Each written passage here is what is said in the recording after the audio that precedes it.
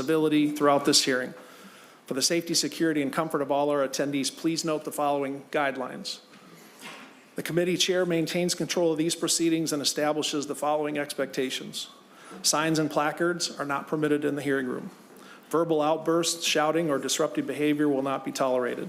Applause or other audible demonstrations are not allowed.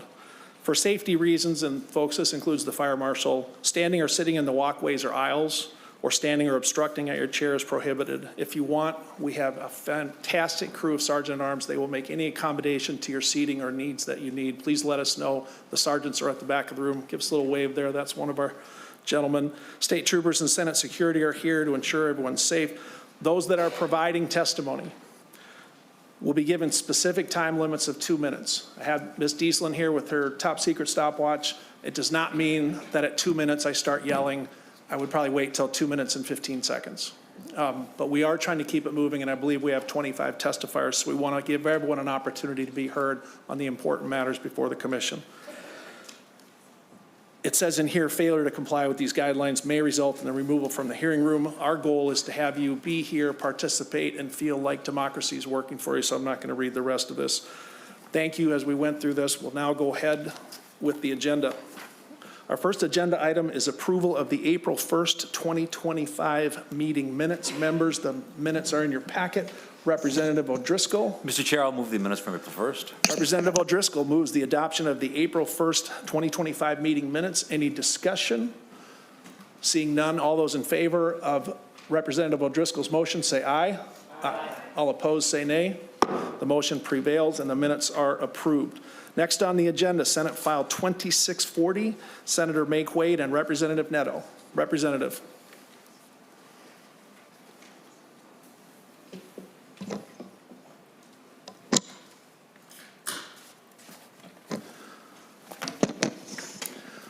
Representative Nadeau, welcome to your pension commission. Thank you for putting this at the front of the agenda so we can get on with the progress. We have an A1 amendment at the desk. Representative, do you want to put that on?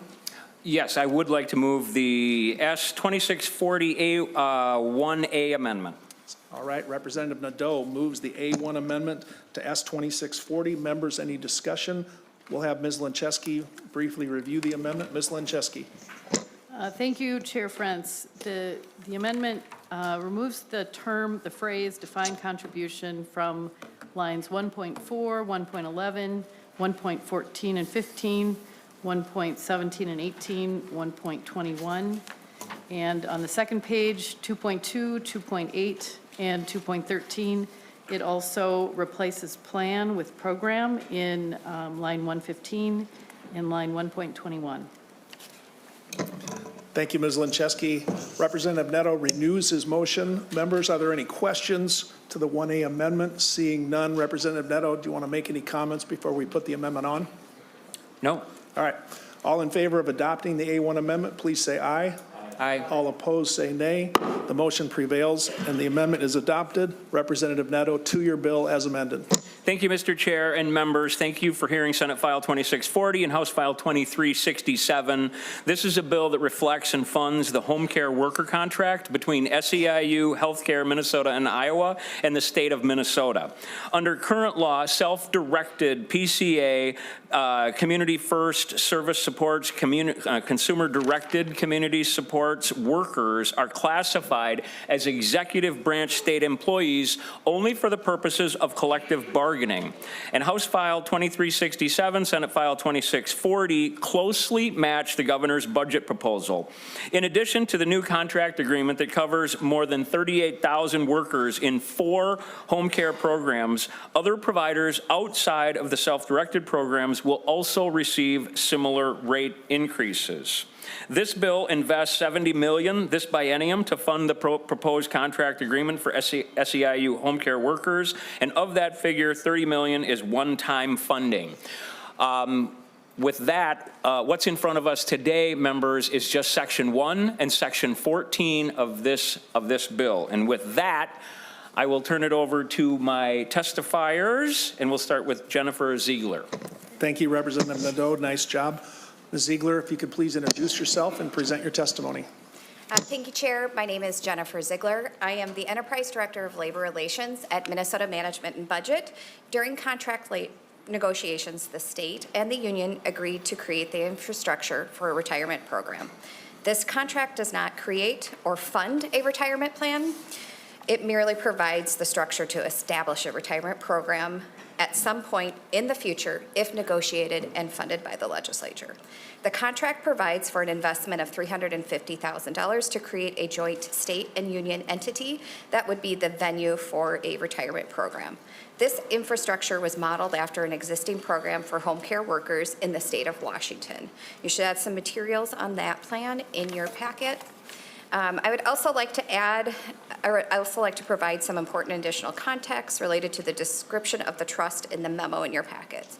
A fundamental premise of this trust that is pending its implementation in future negotiations is that some employer or state contributions could be made for member retirement, which secure choice would preclude.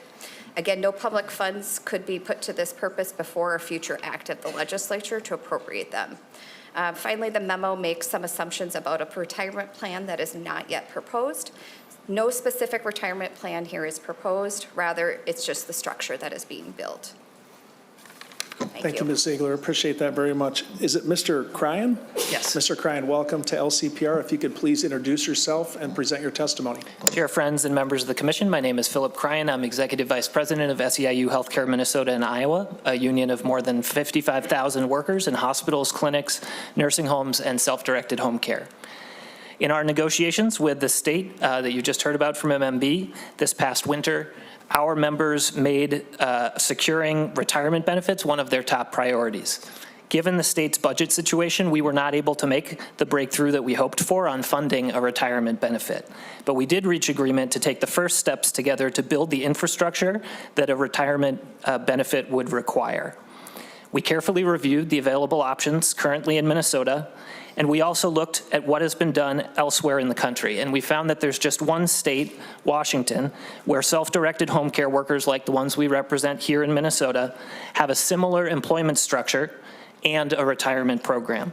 Washington State has a 401A defined contribution program, and it was created with an employment structure very similar to the one that we have here. We greatly appreciate the discussions that we've had with Susan and members of this commission over the last couple of weeks, and we look forward to continuing those conversations. We also appreciate the work that we have done together to amend this bill to allow for other individual retirement account options to be considered alongside the Washington model, including building on secure choice if secure choice were amended to allow for contributions from the state. Our bargaining unit has unusual employer dynamics and legal parameters, and it can be confusing. The state serves as a co-employer only for the purposes of collectively bargaining wages, benefits, and working conditions under PELRA, and the individual clients, the people with disabilities and seniors receiving services, are the primary employers for things like hiring, firing, scheduling, and day-to-day direction of work. But what's simple is that if Washington has a similar employment structure, we can make a similar defined contribution plan work here in Minnesota if a future legislature chooses to fund it. There may be other options, but we know that that is one that can work. As we continue to shape what a retirement benefit can look like for the state's self-directed home care workforce, there are many important questions to be answered about the specifics, and we look forward to continuing the discussions with the commission's members and staff. Future rounds of collective bargaining and legislative review will determine what's possible. For now, all the bill before you does is make it possible to put in place the building blocks that would make a program like Washington's or a model like Secure Choice possible in the future. Thank you very much. Thank you, Mr. Cryan. I had Mr. Varco listed, Representative Nadeau. I take it he's not testifying. That's what it says on my notes here, and that's fine. Thank you, Mr. Varco. Want to say thanks to Senator Rasmussen for pointing out this has some pension implications. Our intention, members, is to lay this bill over. Simply wanted to say that we had heard it in pensions to pave the way for state gov to take some action. Also want to say thanks to Ms. Lincheski for the memo which put together some information.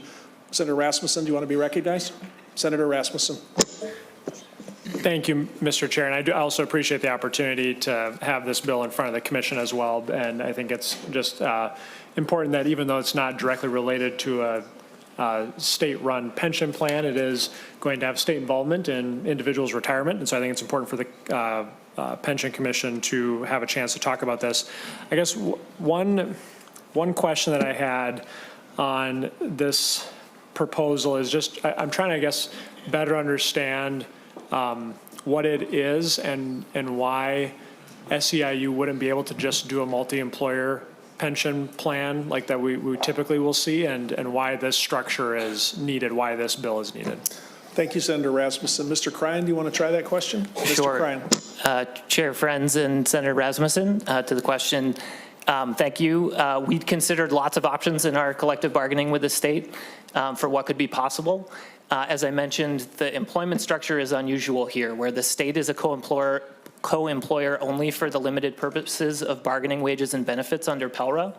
And the clients are really the day-to-day employers, the people with disabilities and seniors, day-to-day employers of the workers. It has been a principle ever since this group first organized 11 years ago that the union doesn't want to interfere in any way with that employment relationship between the people with disabilities and seniors and the workers who work for them. And so we were looking at what are possible models for this unique employment structure, and Washington State was the only one that we found. Through the discussions with members of the commission and staff over the last couple weeks, we think there is another possibility that if Secure Choice were amended to allow for state contributions, that could be an alternative structure, and the bill now reflects that. Thank you, Mr. Cryan. Senator Rasmussen, we're good? Thank you, Mr. Chair. I have another follow-up. Just, for the $350,000 in the bill, what exactly would that be used for? Because it's my understanding this bill doesn't set up the fund. It just kind of does some of the pre-work for a future CBA. Thank you, Senator Rasmussen. Mr. Cryan, do you want to try that question? Sure. Chair Friends and Senator Rasmussen, yes, so the way that we arrived at that figure in collective bargaining was based on talking with the folks in Washington State who had set up the similar program there. It was about 10 years ago that they established it, and it was a $250,000 total cost for the 2 years of setup work that they did there. So that was the basis of our estimate of $350,000 for Minnesota. My understanding from colleagues in Washington, although of course I wasn't involved in that process, is that most of those expenses were for legal consultation and financial analysis to review the different options. They ultimately ended up with a pretty complicated structure for the way that their benefit is calculated and distributed, but it was the 2 years of work to kind of arrive at that proposal. Thank you, Mr. Cryan. Senator Rasmussen. One last question, Mr. Chair. Thank you. And in our staff memo, there was some question around just the qualifications for this to be a qualified trust under IRS code, and who's the employer and who's able to participate. Are you guys confident you've worked out those issues, or is that still an open concern? Confident worked out, open concern. Mr. Cryan. Thank you, Chair Friends and Senator Rasmussen. We're pretty confident based on the IRS determination letter that was received by Washington State when they first proposed this structure. It was a bargaining unit with the same kind of complicated co-employer structure that we have in Minnesota. Thank you, Mr. Cryan. Thank you, Senator Rasmussen. Members, again, our intention is to lay the bill over. Other questions or comments, we'll go back to Representative Nadeau for the last word. Representative Nadeau. Thank you, Mr. Chair and members. Thank you, Representative. Nicely done. And with that, Senate File 2640 is laid over.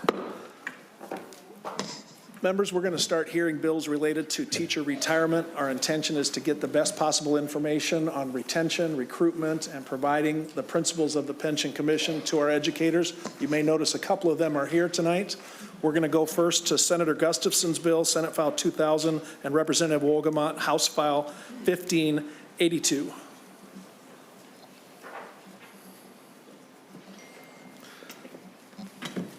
Senator Gustafson, great to see you. Representative Wolgamott, likewise. I understand you have an author's amendment. Mr. Chair, we do. I have here at the desk the A1 amendment. Representative Hill, would you be interested in moving the A1 amendment? I can move it. That would be the motion. Thank you, Representative Hill. Members, any comment or discussion to the A1 amendment? Seeing none, all in favor of adopting the A1 amendment, say aye. Aye. All opposed, say nay.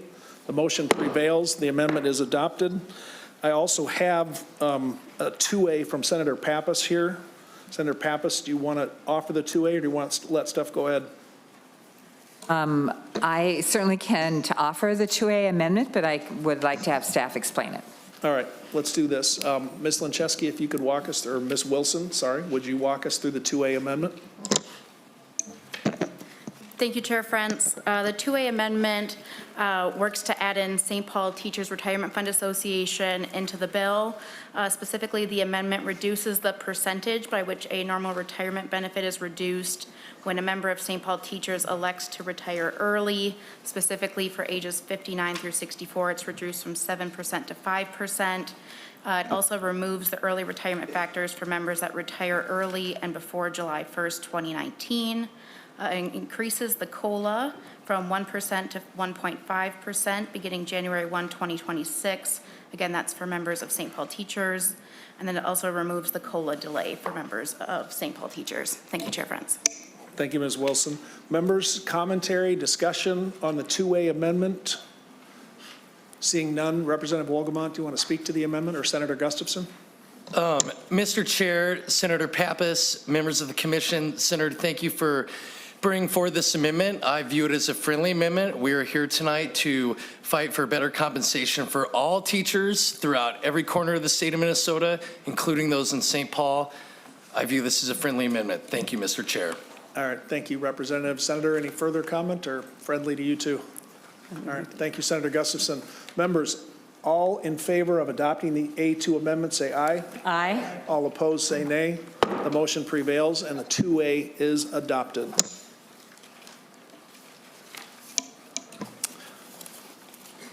Ms. Wilson, do you want to review the staff memo, or was that on the 2A already? Okay, Ms. Wilson. Thank you, Chair Frentz. Senate File 2000, House File 1582 is 6 sections. We'll just start with the substantive sections. Going to Section 3, it provides an unreduced retirement annuity to members of TRA upon retirement at age 60 with 30 years of service. Section 3 also reduces a percentage by which the normal retirement benefit is reduced. This is similar to what I just talked about for St. Paul Teachers. It's for ages 59 through 64, reducing the percentage from 7% to 5%. Section 4 increases the COLA for retirees from a fixed rate of 1.2%. That's set to increase 0.1% each year until 2028. It increases it to a fixed rate of 1.5% beginning January 1, 2026. Section 4 also removes the COLA delay for retirees who retire before age 65. The benefit improvements are paid for with a state-funded employer contribution increase of 3.8%. And going off of that, I will direct you to page 6 of the staff memo, which has the cost for the bill. This cost does not include anything from the amendment for St. Paul Teachers, but LCPR staff did estimate the total annual cost of the bill for TRA is over $221 million per year. Also from TRA's actuary, Kavanaugh McDonald, the chart shows sort of the estimates of what this bill will do to sort of different provisions of TRA. So for example, the 60 and 30 unreduced retirement annuity will increase the unfunded actuarial accrued liability by approximately $1.3 billion. Lowering the early retirement reduction percentage will increase the unfunded actuarial accrued liability by approximately $590 million. And eliminating the COLA delay, again, for the unfunded actuarial accrued liability will be increased by approximately $312 million. Happy to go over any other costs in that chart, but that concludes my summary. Thank you. Thank you, Ms. Wilson. Well done. Members, any question about the summary? We're going to go to the author's opening remarks. Seeing none, Senator Gustafson, Representative Wolgamott, tell us what you want us to know about the bill. Mr. Chair, members of the commission, Minnesota is facing an educator workforce shortage. It's a crisis that directly affects the quality of education for our children and threatens the future of Minnesota's workforce. Nearly 9 out of 10 school districts in the state of Minnesota are not fully staffed, which results in significant workload increases and accelerates burnout for those who are there. To address this crisis, we, as members of the LCPR and as duly elected legislators, need to use every tool in our toolbox to attract the best educators of the profession and keep them in our schools. One of those tools that we have here on the commission, of course, is pensions, which is one of the best tools to attract and retain qualified, experienced educators to the profession. Pensions provide educators with a guaranteed, reliable source of income in retirement. And Mr. Chair, our teachers deserve this. Teaching is one of America's most difficult jobs, and it is only getting tougher. But you don't have to take my word for it. I was really troubled to read that in a survey done in 2022, only 12% of teachers reported being very satisfied with their jobs, as compared to 57% in 2005. We have serious issues with educator retention as the primary driver of our staffing problem. For a little more context, Mr. Chair and members, it takes 63,000 licensed teachers to fully staff Minnesota's public and charter schools. There are more than twice that number of professionally licensed educators in Minnesota today than required to fill all positions who are working outside of our schools because the compensation is better in the private sector. And that's a real failure on our part in the state of Minnesota. We know that pensions are also a recruitment tool. It's the only area where government can outcompete the private sector, providing an ongoing defined benefit plan. Mr. Chair and members, that's why Senator Gustafson and I are bringing forward House File 1582 and Senate File 2000.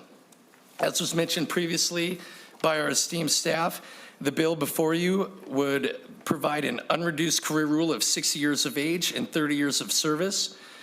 It would lower base penalties from 7% to 5% for teachers retiring ages 59 through 64, and it includes low-cost improvements to the cost of living adjustment by eliminating the COLA delay and accelerating the scheduled COLA increase from 1.2% to 1.5% in 2028. Mr. Chair and members, that's what the bill does. That's why we're bringing it forward. And with that, I'll turn it over to my partner in the Senate, Senator Gustafson. Thank you, Representative Wolgamott. Senator Gustafson. Thank you, Mr. Chair and committee members. SF 2000 is a necessary step to ensure our educators receive fair, sustainable, and competitive retirement benefits. The bill increases employer contributions to the TRA, reduces penalties for early retirement, and enhances cost of living adjustments to help retired teachers maintain financial security. Importantly, SF 2000 is structured to provide financial support to school districts, ensuring that these changes do not come at the expense of classroom resources. By making these adjustments, we strengthen our ability to recruit and retain high-quality educators, reinforcing Minnesota's reputation for excellence in education. It's a responsible and strategic investment in both our teachers and our students. I will say here, as I sit, I am a Tier 2 teacher. I taught for over a decade in some of the public schools in our state, including Centennial High School and Circle Pines. I have never made over $50,000. When I retired from teaching, and you know teaching is hard when you leave it to go into politics, teaching was a struggle, and never making enough to be able to make it on my own. I knew that my salary would be low, but I trusted that my benefits would be fair. Not only do we have a weak salary, we are also struggling to have an equal and fair pension that will respect the profession that we chose to do, a profession that all of you depend on us to do and do well. We ask that you treat us fairly in our retirement benefits, and we are here today to say that we cannot wait any longer. We have been asking for this for years. This has got to be the year we get it over the finish line. Thank you. Thank you very much, Senator Gustafson, a representative. We're going to go now to witness testimony, again, hoping for 2 minutes. Ms. Dieselin's got the clock. She's reminded me. Our first witness is Tim Maurer, followed by Holly Dayton and Phil Tenzik on deck. So what we'd like to have is 2 people at the table at a time to allow us to move back and forth. So Mr. Maurer and Ms. Dayton, please come forward. Mr. Tenzik, I know you're ready, and we'll go from there.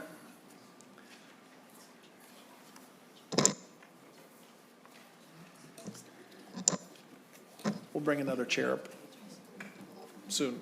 I feel like we'll bring another chair up.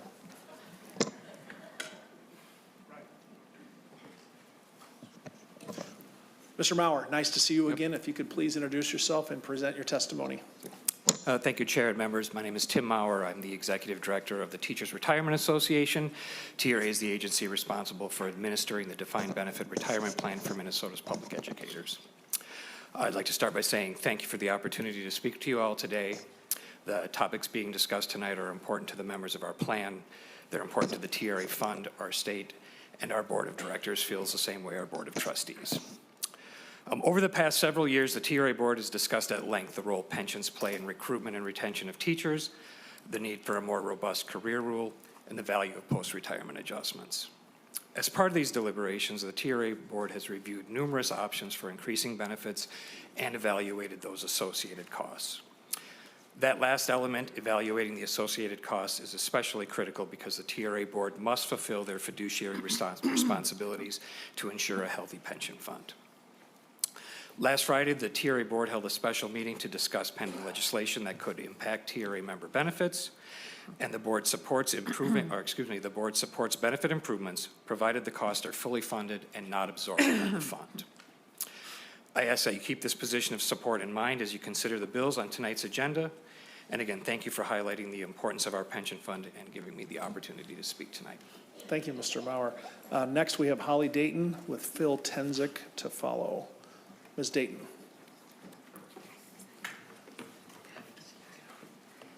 Welcome back to the LCPR. Please introduce yourself and present your testimony. Thank you, Mr. Chair. Holly Dayton, Legislative Liaison for TRA. I'm more of a supporting person here tonight, so just wanted to say I echo what Mr. Maurer said. Appreciate the opportunity, appreciate the collaboration that we've had with various stakeholders, and happy to answer questions if we can. Thank you for that, Ms. Dayton. Mr. Tenzik. Good evening, everybody. Philip Tenzik, Retirement Director and CIO for St. Paul Teachers Retirement Fund Association. Generally, we believe that funded benefit improvements for pensions are a good thing for employees. With the 2A, we think that this teacher bill is great for us as well. I would want to point out a couple of minor things. The cost was not included in the actuarial report that you've been provided. Our actuaries did work up an estimate at 3.8% of pay. It's going to be $12.3 million per year, which is about a 5.7% increase for the total cost of the bill. And I'd want to speak quickly to the career benefit rules. We implemented the 62 and 30 with the omnibus bill from 2 years ago. And so we've started to get some positive feedback from our teachers. And what we've found is the teachers value this at a far greater amount than the actuaries do. The actuaries only look at the people that take advantage of it. Our teachers, only about a third take advantage, but those other 2/3 that are eligible that don't take advantage of it still value these benefits because they can use them. And so if they choose not to, they've found more benefit somewhere else, but they still value the benefit of the career rule. So I think this is very positive legislation building in career rules, and I know we will in future bills, and just wanted to provide that feedback, what we found from our teachers, and hopefully we can expand it to all of the teachers in the state. Thank you, Mr. Tenzik. It's a very good point that even if they don't take advantage, they have it in their bag in case they need it. We'll now go to Rodney Rowe with Ryan Fierrick on deck, please.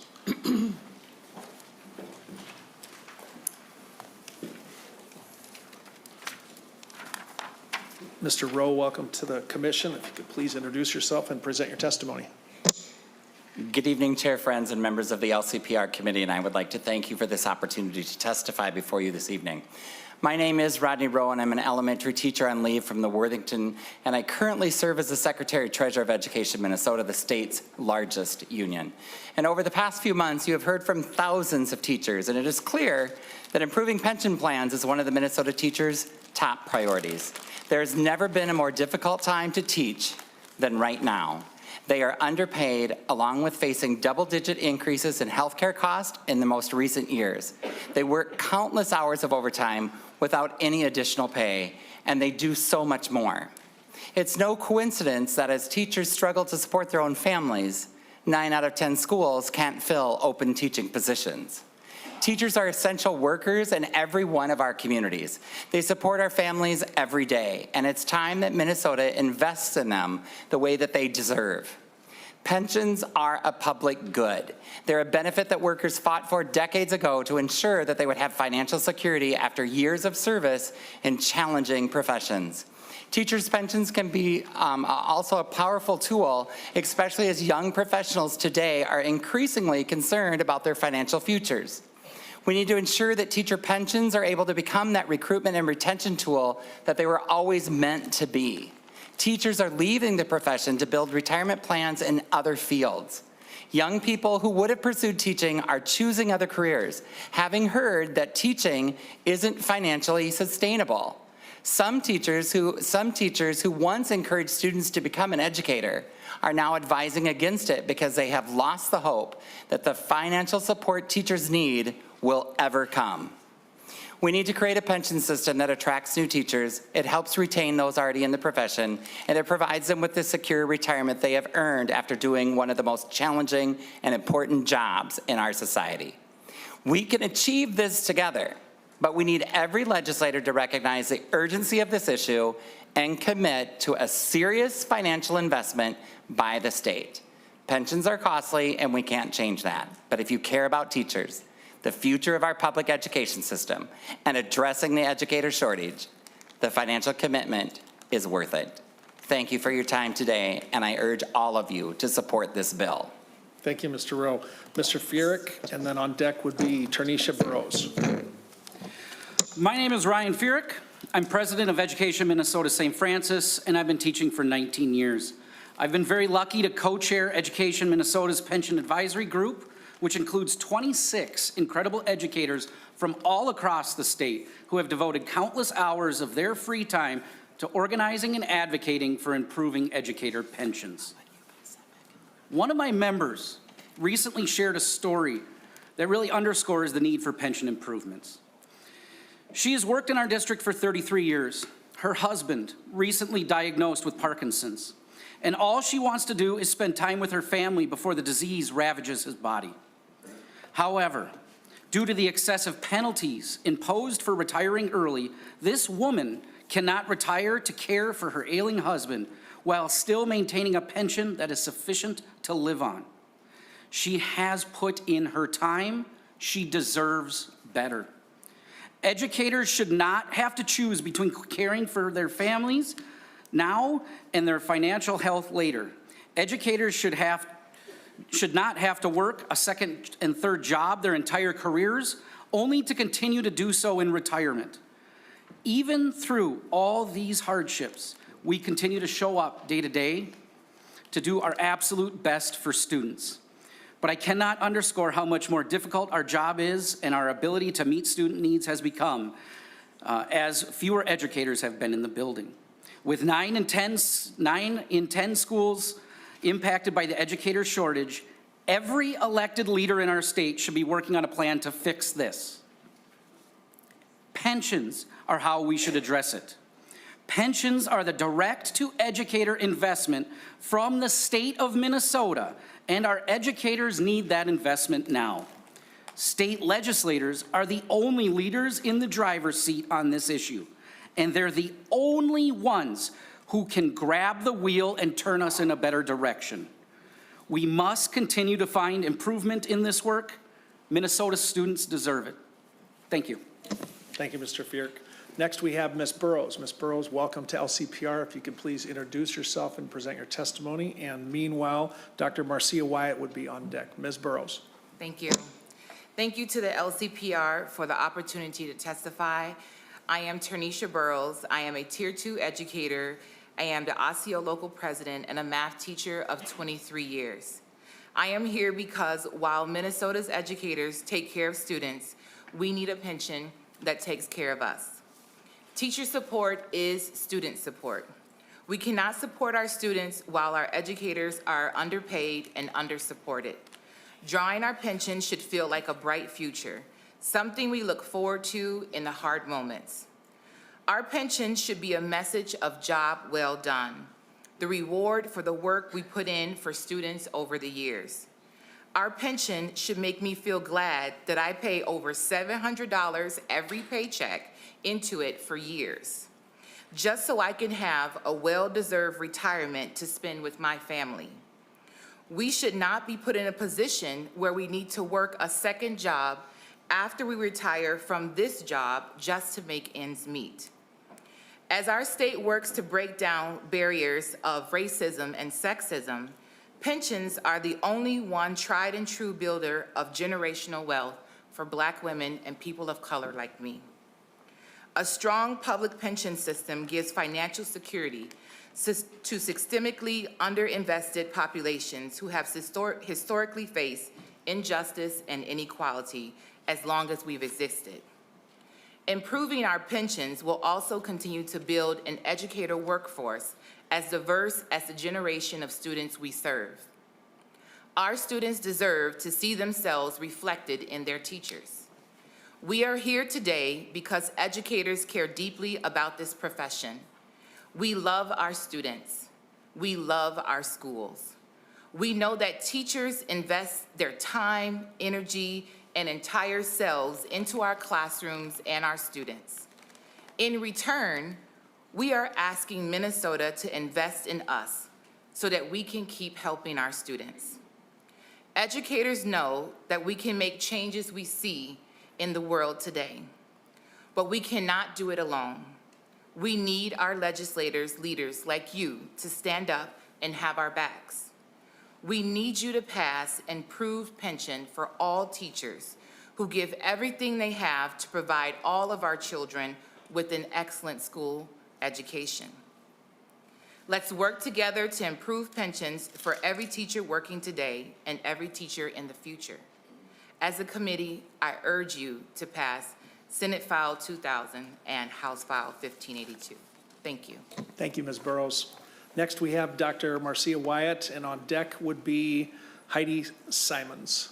Dr. Wyatt, nice to see you. If you could please introduce yourself and present your testimony. Thank you. Good evening, legislators of the House, Senate, and those in the audience. Thank you for this opportunity to speak. My name is Marcia Wyatt, and I have entered this space to share concern and a hopeful confidence in this body as you consider decisions around this complex topic of educator pensions. I entered this profession after my initial encounter with an educator. I've remained an educator for over 30 years. There is no career or profession that is not touched by an educator.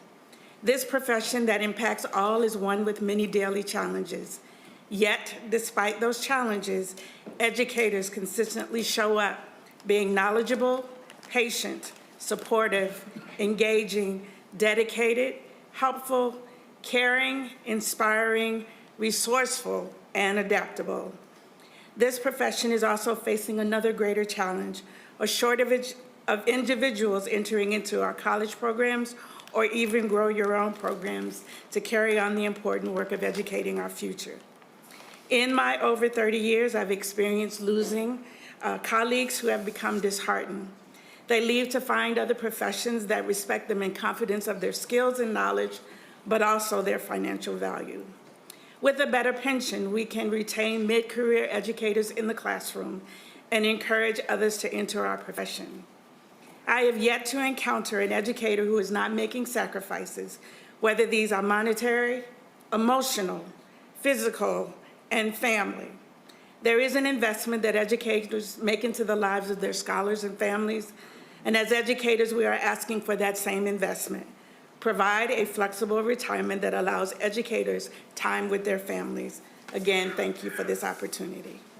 Thank you for your testimony, Dr. Wyatt. Next, we'll have Heidi Simons. That is Ms. correct. Simons, welcome to LCPR. Also, we would ask Lisa Olson to come forward for the following testimony. Ms. Simons. My name is Heidi Simons. I'm a social studies teacher at Bloomington Jefferson High School, where I've had the privilege of working with young minds for the past 29 years. Teaching runs deep in my family's history, a legacy that stretches from my grandparents through my mother. This heritage isn't just family tradition, it represents a continuous thread of commitment to public education. When we become educators, we enter this profession with an understanding that the starting salary is not going to be high. In my first year of teaching in 1996, I made approximately $27,000. I live a good life and work in a career that brings me great joy every single day. I know I could take a higher paying job in the private sector, but I choose to stay in the classroom. I willingly accept a lower salary because I love my students. Because the benefits of teaching go beyond a paycheck, that is why I stay. And because most of us entered teaching willing to accept a lower salary throughout our careers in exchange for the flexibility to retire at a reasonable age with a sustainable pension that reflects the years of relentless work we pour into our students. This benefit exists because educators also pay into it each and every month, each and every paycheck throughout our careers. Yet we are still asking people to enter the profession and continue in this profession with no improvements to this long-term benefit, which was always seen as an integral part of our overall compensation package to offset the lower salary scale. And we are seeing the results of that now. Nearly 9 out of 10 public schools in Minnesota are short on teachers, and it is no wonder when we ask qualified teachers to work for 30% less pay than similar private sector employees. When this lack of competitive pay is combined with rising healthcare costs, which erode any salary increases, and inflexible retirement options, it becomes extremely difficult to financially justify a career in education. Since it is so financially irresponsible to leave before a certain age, teachers are staying when they know they are not as effective as they want to be. District budgets are squeezed as they continue paying those at the top of the pay scale. At the same time, younger educators are leaving for other careers when they realize they are not sure if they can teach for 40+ years.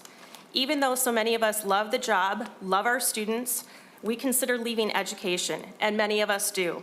This worsens the educator shortage and ultimately harms students. If you care about students, you should care about pension improvements. If you care about the health of our schools, you should care about creating a system that rewards hard work and sacrifice and provides incentives for educators to stay in the profession long term. Thank you. Thank you, Ms. Simons. Next, we'll go to Lisa Olson. After that, it would be Tim Moynihan. Ms. Olson, welcome to LCPR. If you could please introduce yourself and present your testimony. Thank you, Chair Friends and committee members. My name is Lisa Olson, and I'm a licensed Tier 2 teacher in the Elk River Area School District and president of our local teachers union.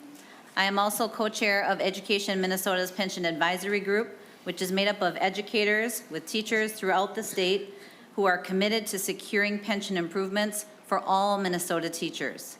We have been hearing devastating stories from across the state about the penalties that teachers have and will endure in our current system, unless we can make the change together. That same group believes that all educators should retire with dignity. Now more than ever, we need effective incentives to attract and retain quality educators as pensions were originally intended to be. As many of my colleagues have pointed out, the educator shortage has impacted nearly every school district in Minnesota. This is not just a city issue, a suburban issue, or a rural issue. This problem affects teachers across Minnesota, which in turn impacts every community in our state. Unless we make a change together, it will continue. You've heard it before. Minnesota needs to invest in education to reduce the teacher shortage. And I know that all of you sit on this committee because you also want to help your local educators and schools. Senate File 2000 and House File 1582 provide a pathway to do that. A COLA change in career rule and reduced penalties for educator retirement provide increased flexibility for educators and much needed incentives for mid-career teachers to remain in our classrooms. At a time when public education is facing more uncertainty than ever, passing these bills is an easy way to support public education in every corner of the state where we serve all Minnesota students. We're here to help you make the change together. Thank you for your time.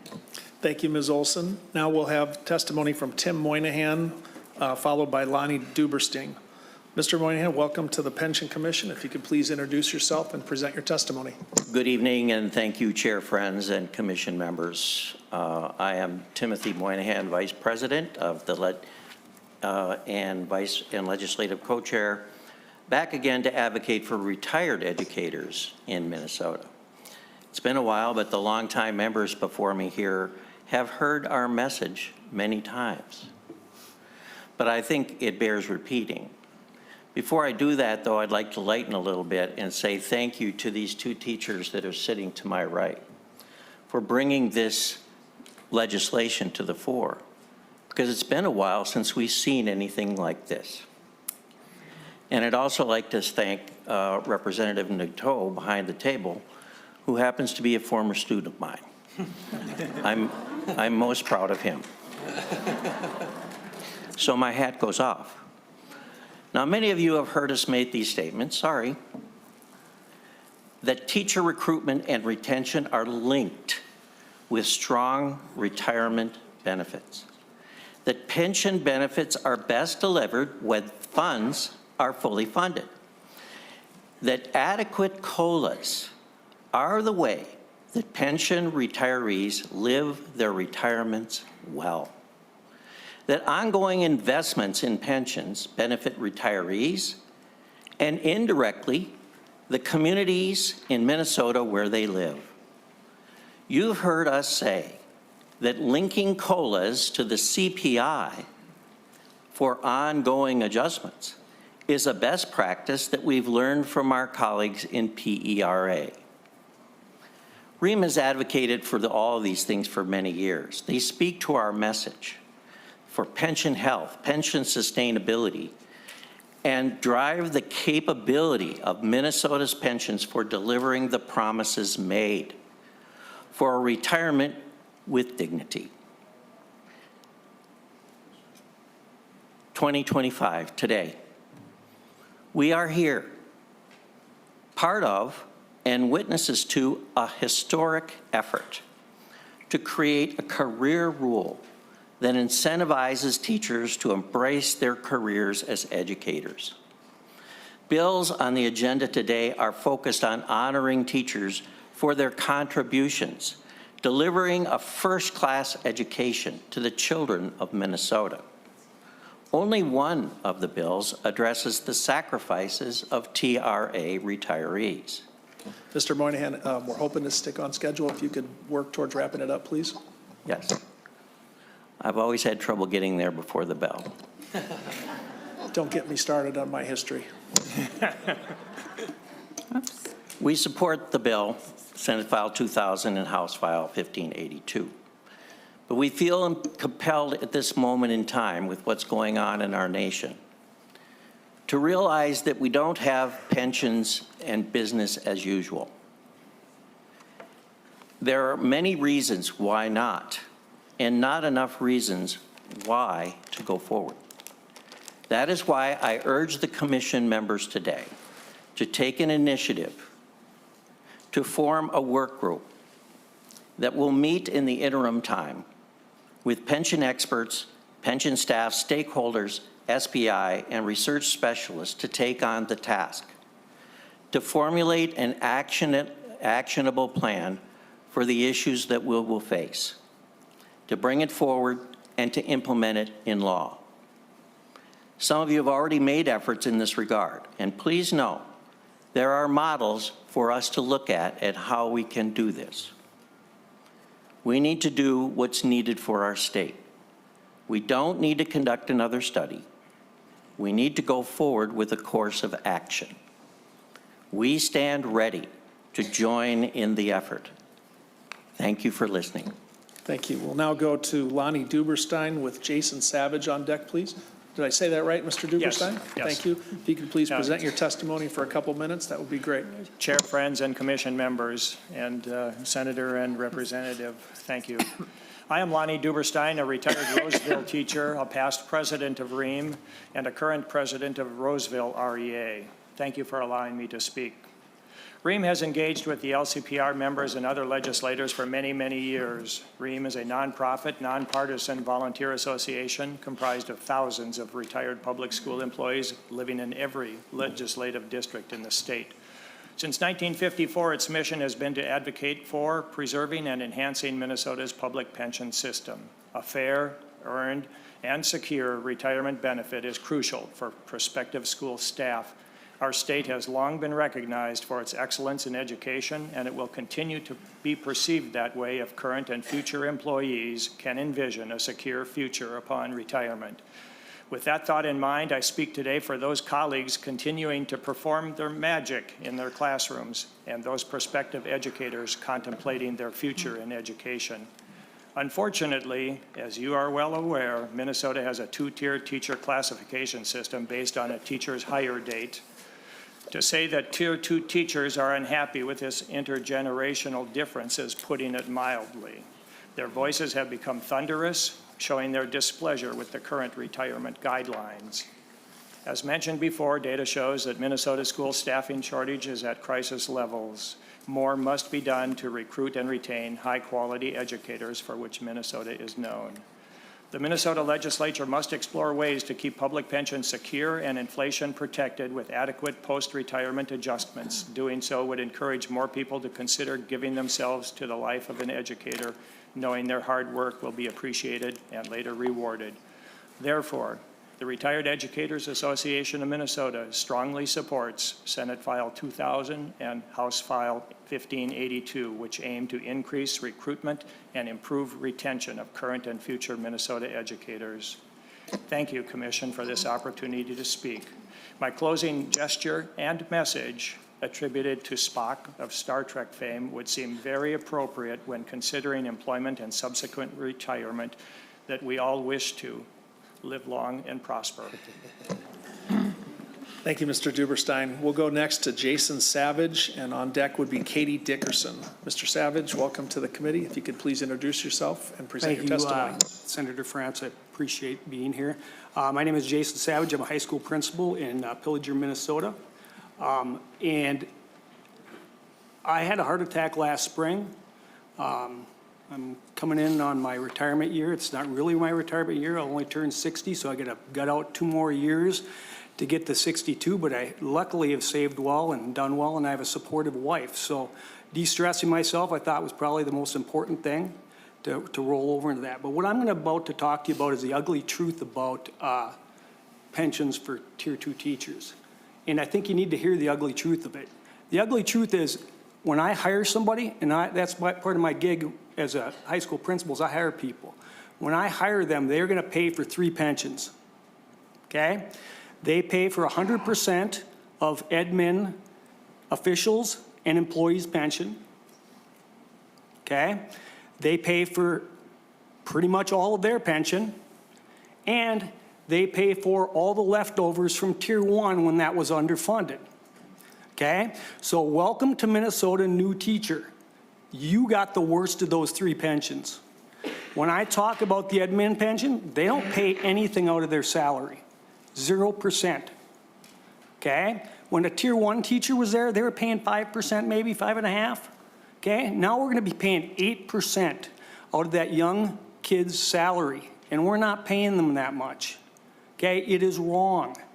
What we're doing to people is wrong, and we need as a group to look at this and figure a way to make this better. And I want to thank these 2 people for doing exactly that. Okay? We also need to be transparent with people about their money, about what's happening. If we look back at 2013 and 2018, there was supposed to be a shared sacrifice. There was not a shared sacrifice.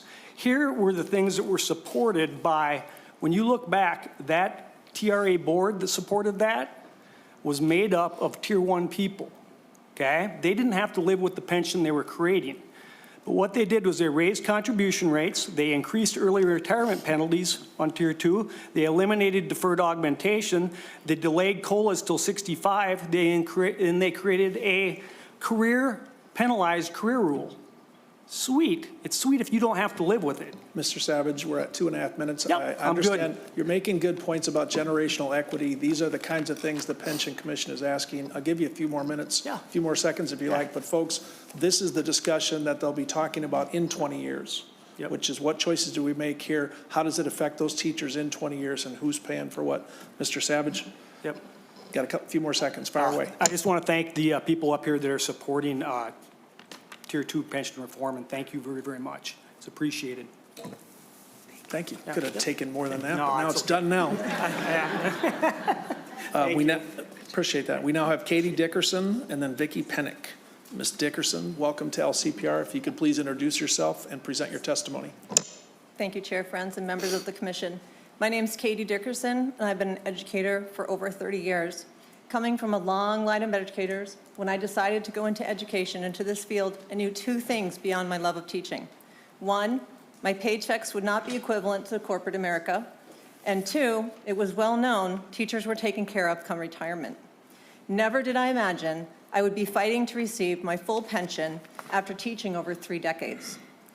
Think of the impacts on districts, classrooms, students in the future if a career rule is not passed.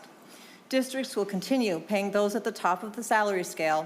Each year, class sizes will go up, less money will be allocated for support staff, and other important impacts will be felt which are detrimental to our students and the districts of Minnesota. Finding the funding to right the ship that has been listing for far too long. Find the funding. Make education a career worth choosing again. Pass a career rule of 60 and 30 unreduced. Lower penalties for those ages 59 to 64. And pass COLA reform so longtime educators can receive a COLA prior to reaching the NRA. Step up and do what is right so our state can be competitive with others. Find the funding, correct the wrongs of the past, and prepare for the future. A career rule is needed now. I have a handout that I brought with me that I'd like to share with you. If you could have your page, please collect it. Thank you very much for letting me speak. Thank you, Ms. Dickerson. I don't know that we have a page handy. I see Mr. Majera shaking his head, but I'll send one of my friends around to grab the handouts. As good a time as any members to note that there are over 47 letters of support for the bill in your packets as well for people that are not testifying in person. We're going to go now to, is it pronounced Pennick? Yes. Ms. Pennick, just 1 second while we do our document management.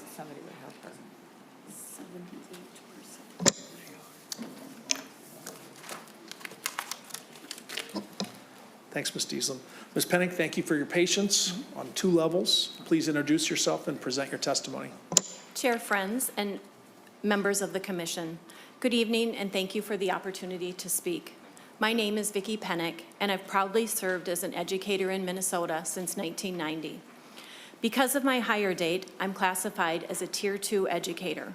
This significantly affects both my pension benefits and retirement options. I'm here in strong support of House File 1582 and its companion Senate File 2000.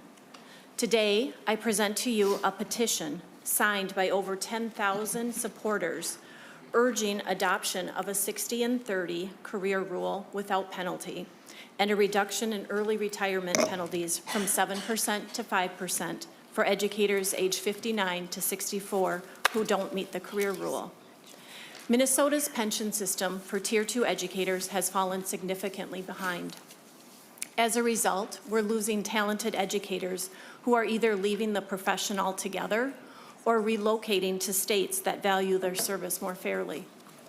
The petition before you represents over 10,000 voices, but the issue affects tens of thousands more across Minnesota. The decisions made regarding these bills go far beyond financial impact. They affect educators' time, their career choices, and their dignity in retirement. Educators deserve real choices, not punitive penalties when they reach the end of their careers. If Minnesota is to maintain its proud reputation as the education state, we must do better by our educators. I urge you to support a penalty-free career rule of 60 and 30 and to reduce the penalties for those nearing retirement. This is how we show respect for the people who've built the very foundation of our state's future. Please support Minnesota educators by supporting House File 1582 and Senate File 2000. Thank you for your time and consideration. Thank you, Ms. Pennick. Next, we'll have Maggie Temple, and then on deck would be Jim Olson. Ms. Temple, welcome to LCPR. Please introduce yourself and present your testimony. Thank you. My name is Maggie Temple, teacher, 31 years. Chair, friends, and esteemed members of the LCPR, thank you for your time. I've been told the pension is a promise. Unfortunately, a number of laws have been passed over the decades that have a negative impact on Tier 2 educators. I don't blame any of you for this. These decisions were made before your time. But now, you have the power to make changes, to fix the inequities created in the past and honor the promises made. In 1989, laws changed that ended a career rule for teachers. Minnesota is one of only about 10 states in the country without a career rule. Fix the injustice, honor the promises made. Between 1997 and 2001, the legislature granted COLA increases to retirees for a total of 48.5%. These increases added to the UAL. Conversely, in 2018, COLA benefits for Tier 2 teachers who retired early were abolished. Fix the injustice, honor the promises made. In 2009, the state voted to combine the deficient retiree fund with the fully funded active teacher fund, saddling working teachers with a debt we did not create. Fix the injustice, honor the promises made. As a percentage of our total budget, the state contributes less than half the national average. Fix the injustice, honor the promises made. In 2013, the legislature increased early retirement penalties on teachers above the national average. Fix the injustice, honor the promises made. Thousands of Minnesota educators are excited about the momentum to make this right.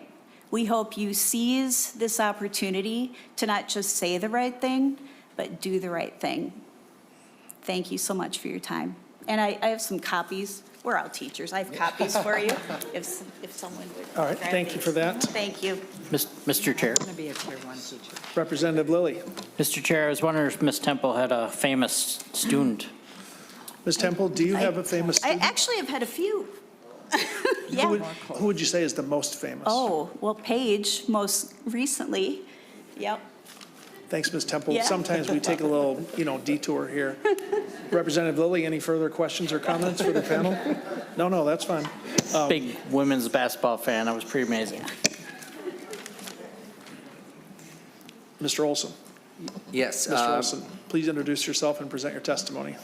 My name is Jim Olson, and I'm a Duluth teacher. I appreciate the commission's time on this issue. I'd also ask you to find the handout that you were given. It has my name on the front. It was part of your packet specifically to you. And I also want to make sure everyone knows that, yes, sir, that's it, that I am a proponent for a defined benefit plan. I am really hoping that this commission can help fix the problems in our defined benefit plan. I'm offering my personal information as an example of how our pension is currently broken. The data on this sheet, I'm going to walk through it, and it is directly from the rest of the packet from TRA. I was hired in 1999, 2000, and my salary is about $26,000. There was a 5% deduction from my salary, which was my personal contribution to TRA. That was a $1,400 contribution that year, and each month $122 went into the TRA fund and was invested at the annual rate that year was 9.6%. After TRA fees, there would be $1,517 in the fund because of my 5% contribution.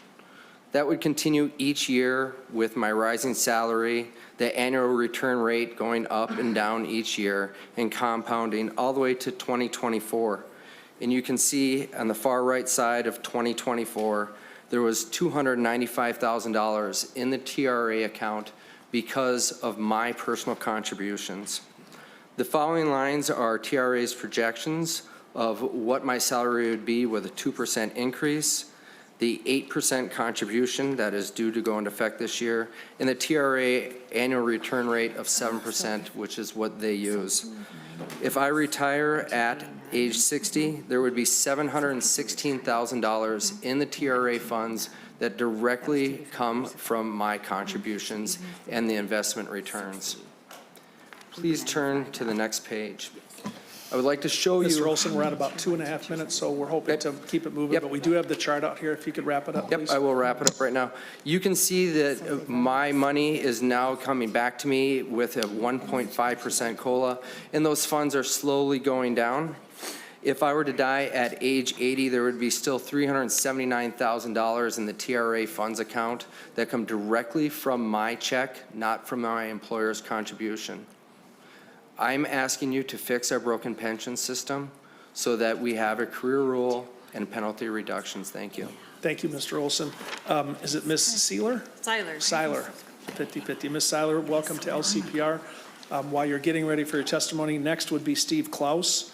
Ms. Seiler, please introduce yourself and present your testimony. Thank you, Honorable Chair Frentz and Pension Committee members. My name is Julie Seiler, and I would like to provide testimony for Bills Senate File 2000, House File 1582, 60 years of age and 30 years of service, unreduced. Thank you to Senator Gustafson and Representative Wolgamott for bringing these bills forward this session. I am so pleased to see the Pension Committee hearing these bills today, which will repair the great inequity between educators that began before July 1, 1989, and those that started teaching after that date. I am currently 58 years of age and in teaching year 35, teaching band to middle schoolers. I began teaching just weeks after the Rule of 90 disappeared, back in the fall of 1989. I have never taken a break from teaching. All of my years have been teaching in the public schools in Minnesota. I have never seen educators from across the state come together on a single issue like pension reform. The active passion from the grassroots members runs high on this topic, which created an unfair two-tier retirement system, even though everyone paid the same amount into their retirement. Thank you for taking steps to remedy this old bad decision from legislatures past.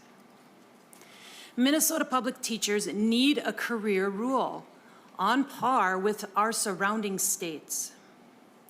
I urge you to continue to work to reward career educators, those in the profession for the long haul like myself, and those just entering the profession, like the young, amazing band teacher I currently work alongside. We have had many conversations about pensions, career rules, and surrounding states. She still has not yet decided where she will land. Creating a career rule will entice her to stay in Minnesota. Minnesota needs a fair pension plan along with fair wages and benefits to weather this extreme teacher shortage. Teaching has only gotten harder. We should make sure that support for the profession is better, not worse. We shape and mold the next generation of young people who will be the next leaders. Thank you for hearing the many educator voices this session and responding in kind. Thank you, Ms. Seiler. Next is Mr. Klaus. Is that correct? Yes, Klaus. Mr. Klaus, thank you for coming. And on deck would be Jody Anderson. Mr. Klaus, please introduce yourself and present your testimony. Yes, hi, my name is Steve Klaus, and I'm from Ely, and I teach the Naswak Keewatin schools. I'm representing Northeast Minnesota and the whole Iron Range for all the teachers who couldn't come today. I've been teaching CTE classes for 35 years, and for those of you who don't know what that is, it's your old industrial arts teachers type courses, and I still have my fingers, but not all my hair. But I'm still going.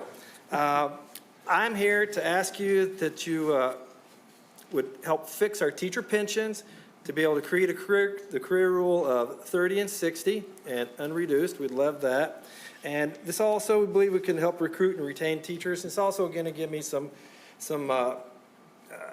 reliable, stable income when I'm able to retire when I want to.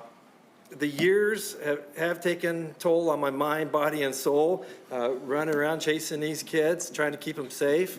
The older, I've noticed that the older you get, the more you start talking about your ailments. Well, I am there. I'm talking about my ailments. I'm 59 years old, and I don't know how that happened, but I was just 21 a couple days ago, but I'm 59 right now. And when I'm 60 years old with 31 years of teaching, and if I decide to retire at 60, I'm going to lose 35% of my retirement. So I feel like I'm trapped, and I don't want to feel that way. And I'm not complaining, I'm just explaining this is life for us as teachers. And I don't think I can do this till I'm 65 years old.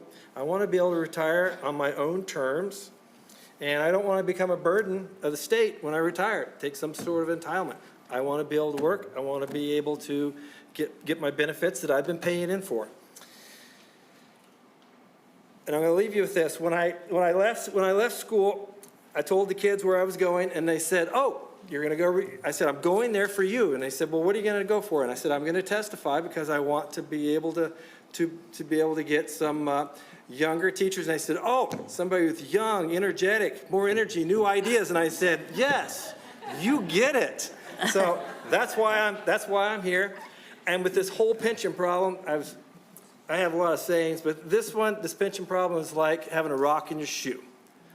We're not going to fix it until we do something about it. So I appreciate your time. Thank you. Thank you, Mr. Klaus. Next, we have Jody Anderson, and on deck would be David Kubish. Thank you, Ms. Chair Anderson. France and Vice Chair Lilly and Commissioners, everybody. My name is Jody Anderson. I'm a retired Minnesota teacher of 30 years experience in the Anoka-Hennepin School District. I'm also an appointed retired member on the Education Minnesota Pension Action Group. I am also a mom, a grandmother, a wife, and a 30-year Navy veteran. I was able to retire after 30 years of teaching, which was a relief after being diagnosed with breast cancer just prior to reaching the Rule of 90. I understand that teaching means sacrifice. Teaching is an art and a vocation. It means hours of work outside the duty day, demanding extra time to prepare for the next work week, attending staff development classes on weekends as well as in the summer, pursuing a higher degree, and more importantly than anything else, every student we teach must be successful. That is why having a pension is important as an incentive and a reward for all the effort we put in.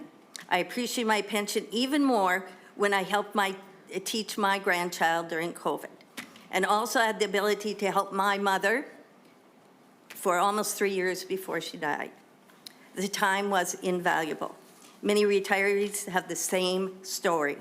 It is a time that is rewarding and demanding. Right now in the sandwich generation means taking care of parents or grandchildren. However, inflation is eating away at our purchasing power as our fiscal demands grow. It often requires that we take on part-time jobs to keep even. Without adequate COLAs, retirees keep falling further and further behind. It is reasonable to expect that we hold our financial position. It is disrespectful of our service and sacrifice to lose more ground and not keep up with the cost of living. Please support the active teacher pension improvements and support adequate COLAs for retirees. Again, thank you. Thank you, Ms. Anderson. Next, we have, is it pronounced Kubish or Cubes? Cubes, I was close. Thanks very much. Mr. Cubes, please introduce yourself and present your testimony. Hi there, my name is Dave Cubes. I'm just an old fart, but I have a real interest in pensions. I've been studying it in retirement hundreds of hours, and I am just kind of amazed. First of all, I think everybody in the room should read the Pew report from just last year. It puts Minnesota in like the top 10% or 15% of all the states. And it puts the contributions in the middle or near the bottom half. So they make it sound like Minnesota has an incredible retirement plan compared to 50 states. And my understanding of defined benefit plans, it is far superior to defined contribution, which many states have, many organizations have. So I am just kind of surprised how I hear how poorly people feel like they're being treated when defined benefit is considered a golden Cadillac by many, many people. Let's see, and I'm not a great speaker. You're going to find that out real quick. I sent some sheets out there, and I just want you to know that Minnesota is capable of amazing things. Sheet 1 talks about how Minnesota's generous post-retirement benefit increases fueled the large departure from national averages beginning around 1998. I mean, this group is capable of doing incredible things, and the reason why they have so much money is the stock market went crazy. The pensions they were loaded with money, but instead of filling in their depleted pension funds which are underwater, they gave the money away. I mean, an incredible waste of money. But one thing I was going to say, I represent taxpayers. I think Minnesota puts an undue burden on the regular taxpayers. I'm against all three of these things because right now, TRA, my understanding, it has about an $8 billion debt. It's got about a 80% funding ratio. That means it's in trouble financially. And now people with golden parachutes and fantastic retirements compared to other states, they want to add $221 million Mr. per Cubes, we're year. at about 2.5 minutes. If you could move towards the conclusion, please. Okay, I'll just say that with all this great benefit, you got a debt, you got a bad ratio. Ted Seidel is suing or looking after the TRA about improprieties and what's going on, but he's totally stopped because nobody will cooperate with his data practices. Our Minnesota students are not doing well. Compared to the nation, they're going downhill. Every time I read something, I just feel bad about Minnesota students, and I'm sure there's a variety of reasons. And TRA claims to want more teachers, but then they want more money to retire early. It just doesn't make any sense to me. It just doesn't seem right. And it seems like a lot of the excesses, the $8 billion, are going to fall back on the taxpayers. Thank you, Mr. Cubes, very much. Next, we'll have testimony from Laura Larson, and on deck would be Kara Bancroft. Ms. Larson, thank you for your patience. Please introduce yourself and present your testimony. Hello, Chair Friends and LCPR committee members. It's good to be here. My name is Laura Larson, and I'm a 30-year teacher and a 43-year farmer. I am writing in support of Senate File 2000 and House File 1582, the pension reform bills that are being discussed tonight. These bills would provide desperately needed relief for teachers who have worked hard and put in their time educating students in our state. We deserve the fair and unreduced pension that we have worked for and contributed a portion of our salary towards over all of our working years. Representative Cha, just like you didn't speak the language when you started school. My mom did not speak any English when she started school either. She spoke only German. So she told us, she lived through the Depression, and her parents lost the farm during that time. So she has told us that education is so advantageous for us that it's something that they can never take away from you. So it's instilled a strong belief in education to me. In addition, Chair Friends, during the COVID years, all the teachers worked very hard, putting in extra time. I was lucky enough to be able to teach from home for 1 year, and that was very difficult, and I had all of the students in my district from kindergarten through 5th grade that I was in charge of. So it was a lot of work that I put in over that time, but it was worth it to stay home and be safe. But I know that the teachers and students and families, everybody at school, was struggling and working extremely hard over those years. Minnesota considers itself an education state. So we are putting in only 2.4% into our teacher pensions, whereas the average nationwide is 5%. So Minnesota is falling behind on what we should be putting into pension reform here. We need to offer competitive pensions to attract and keep young teachers working in Minnesota, rather than moving to our border states that offer earlier retirement ages with full pensions. And we need to reward our teachers for a life of service. Please do the right thing to support your teachers by passing the pension reform bills, Senate File 2000 and House File 1582 this session. 35 years is a long time to wait. Thank you, Ms. Larson. Next, we'll have Ms. Bancroft, and our final testifier, listed testifier, Stacy Bartlett. Ms. Bancroft, welcome to the LCPR. Thank you for your patience. Please introduce yourself and present your testimony. Thank you. Chair Friends and esteemed members of the LCPR, my name is Kara Bancroft, and I've taught 28 years here in Minnesota. Currently, I'm a 5th grade teacher and a high school Nordic ski coach for St. Louis Park. Thank you for providing us the opportunity to speak. I've drafted 5 versions of a testimony trying to meet the 2-minute time limit. I failed every time. Tier 2 pensions are complex and have a long history. It has taken me 2 years and lots of education from my peers to understand just how unjust Minnesota's Tier 2 pensions plans are. My first request for every one of you is to sit down with an educator who is well-versed in this and really understand what you are making a decision on. With this limited time, I'll focus on my pension story, though. My mother, a Tier 1 educator, retired at age 57, having taught 34 years. If I was to retire at age 57, with an additional year of teaching and contributing to TRA, my pension would be reduced to 50%. I would have 35 years of teaching, but only half a pension. The kicker is my pension plan is so poor because a large part of my mandated contributions are paying for my mom's Tier 1 unfunded liabilities rather than solely pre-funding my own pension. Tier 2 pensions were fully funded in 1997 when I started teaching.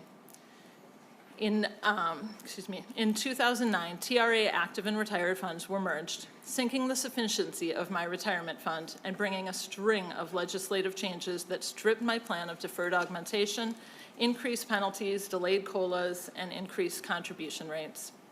If changes aren't made to add a career rule for our pensions, my district will be the next to pay. With Tier 2 educators staying on the district payroll 8 to 9 years longer than Tier 1 educators have been able to retire, districts will face unprecedented staffing costs that will result in budgetary issues that will impact every student.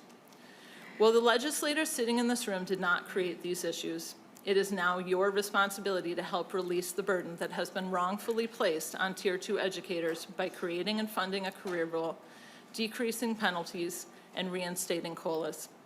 Even in a year where the budgets are tight, Minnesota always has options on how it spends its money. By not finding the funding, you choose to make educators continue to pay for legislative missteps of the past. That is not our job. Thank you for your time. Thank you, Ms. Bancroft. 2:43, by the way. Our last testifier is Stacy Bartlett. I thought that was pretty good. Ms. Bartlett, welcome to LCPR. If you could please identify yourself and present your testimony. Hi, I'm Stacy Bartlett, a Minnesota teacher of 29 years. Thank you for the opportunity to testify. I'm here today to talk about cost. In 1989, a cost-saving decision was made to end the Rule of 90 for career teachers. This decision would, in theory, maintain the benefits of Tier 1 members, allow the plan to recoup liabilities, and ensure the need for Tier 2 teachers wanting an unreduced pension to stay in the classroom up to 9 years longer. In 2013 and 2018, additional cost-saving laws prioritized the untouched benefits of Tier 1 members by taking them away from those hired after 1989. These laws cemented the financial need for Tier 2 educators to remain in classrooms until age 65. For all the planning, though, it seems there was limited financial foresight in considering the cost these decisions would have on Minnesota school districts and students. For many teachers under 40, the financial cost of staying is too great, so they're leaving.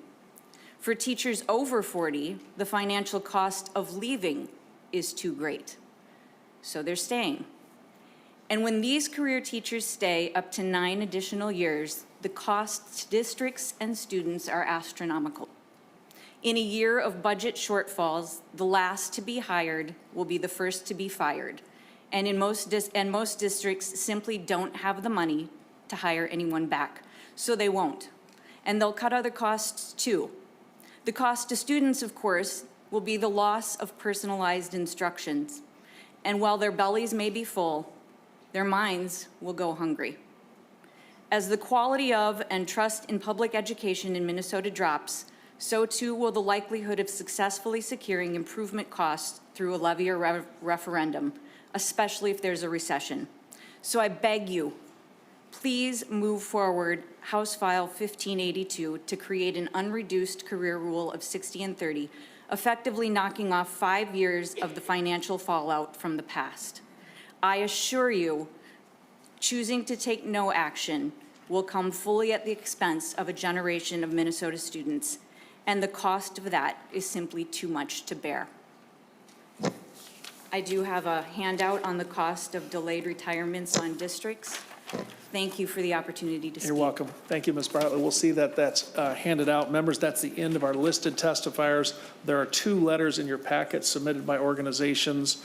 A joint letter from Minnesota Association of School Administrators, Minnesota Association of Secondary School Principals, Minnesota Elementary School Principals Association, and the Minnesota Rural Education Association.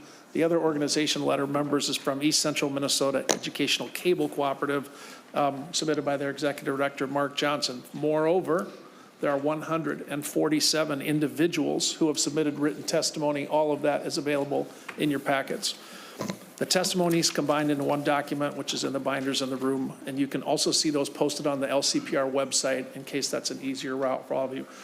Members, our intention is to lay the bill over. We're going to go to member questions and comments, then give the authors a final commentary. I have Representative Cha. Thank you, Chair. This is one of the letters from the 147 that was submitted. I'm reading it because it touched me. For over 3 decades, I've given everything I have to my students, my school, and my community. I've mentored young teachers, adapt to every educational shift, and shown up every day with the commitment that our professional demands, and I deserve that equally in return. My daughter, a passionate and committed educator like me, chose to teach in Wisconsin, even though she lives here in Minnesota, because their retirement age is 58. We are losing great teachers to neighboring states because our retirement system is falling behind. It's not competitive, it's not fair, it's not right. This change isn't just about numbers, it's about values. Do we value the people who dedicate their lives to shaping our future?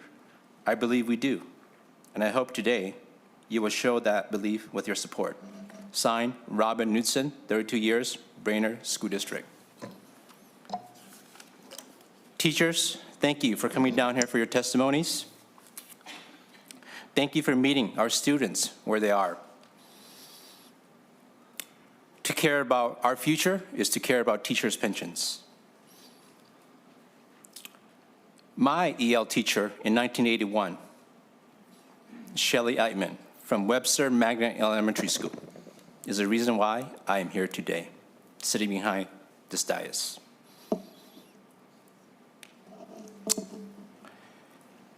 After 41 years, she was at my sworn-in. Ladies and gentlemen, that is an example of a Minnesota teacher at its finest. Thank you. Thank you, Representative Cha. Other member comments? Senator Rasmussen.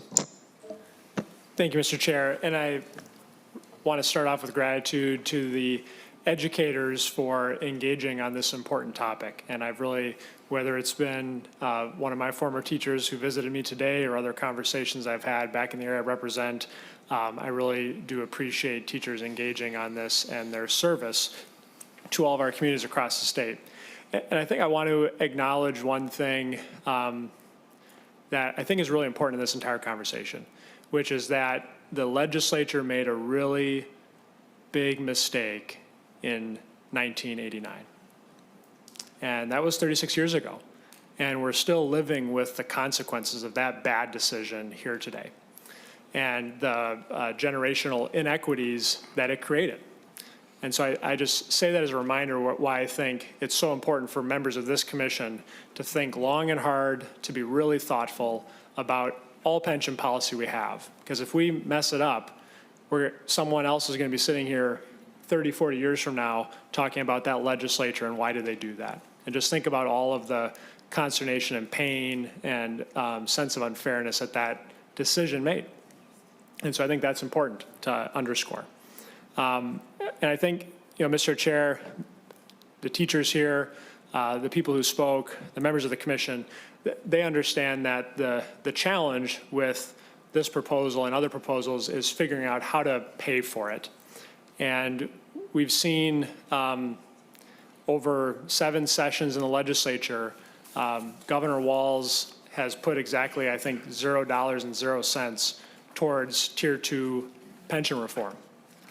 And when we had a record surplus back in 2023, and this pension commission had a $400 million one-time target, And as a part of other work, there was some progress that was able to be made. TRA selected to move from 66 to 65. St. Paul teachers established a career rule of 62 and 30 as a part of that. But I know that for individuals here today, they want to see more progress. They want to see more moves in the right direction. And one of the questions, Mr. Chair, that I have for our bill authors is, what are their thoughts on how we pay for this? Because if I look at the total cost of the bill on a biennial basis, I think is more than $450 million with the amendment. And if we look at the one-time costs of the bill, it's more than $2.2 billion. And to just give you a sense, and that doesn't take into account interactive effects, which would actually make it more expensive. So we're talking about a $2.2 billion one-time cost. The Senate Democrats put out a $45 million one-time target. That's pays for 2% of this bill.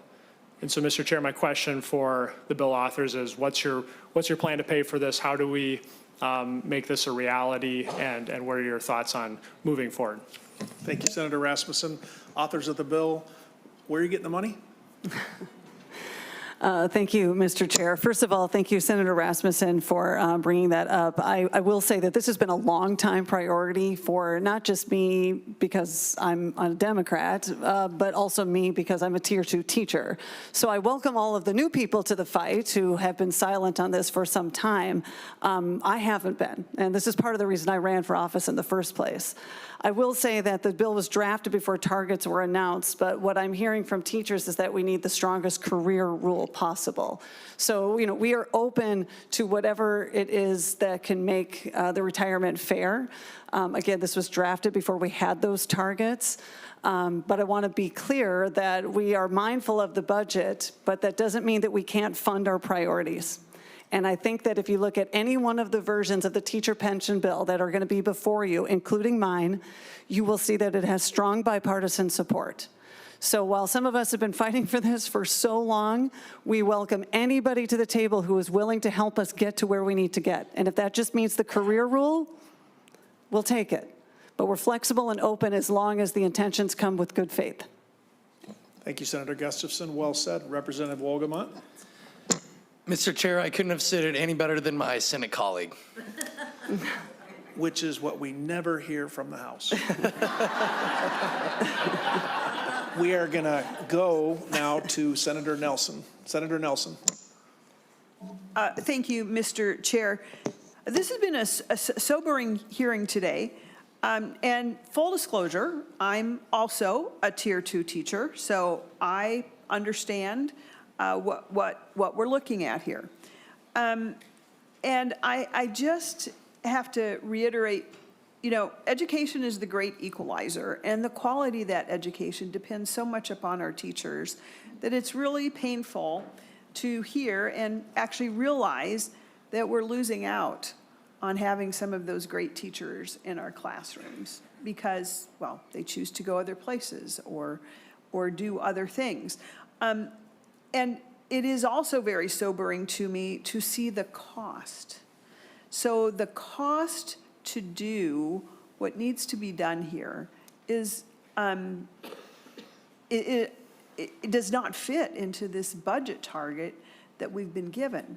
And I think that is a supreme challenge. But I also think what's more sorrowful, quite frankly, is that in 2018, when we had an $18 billion budget surplus, why wasn't this at the top of the list? I find that extremely problematic. And the fact of the matter is that surplus is gone, and now we're looking at a $6 billion deficit. And I'm fearful that once again, we are going to be asking our teachers to carry the weight.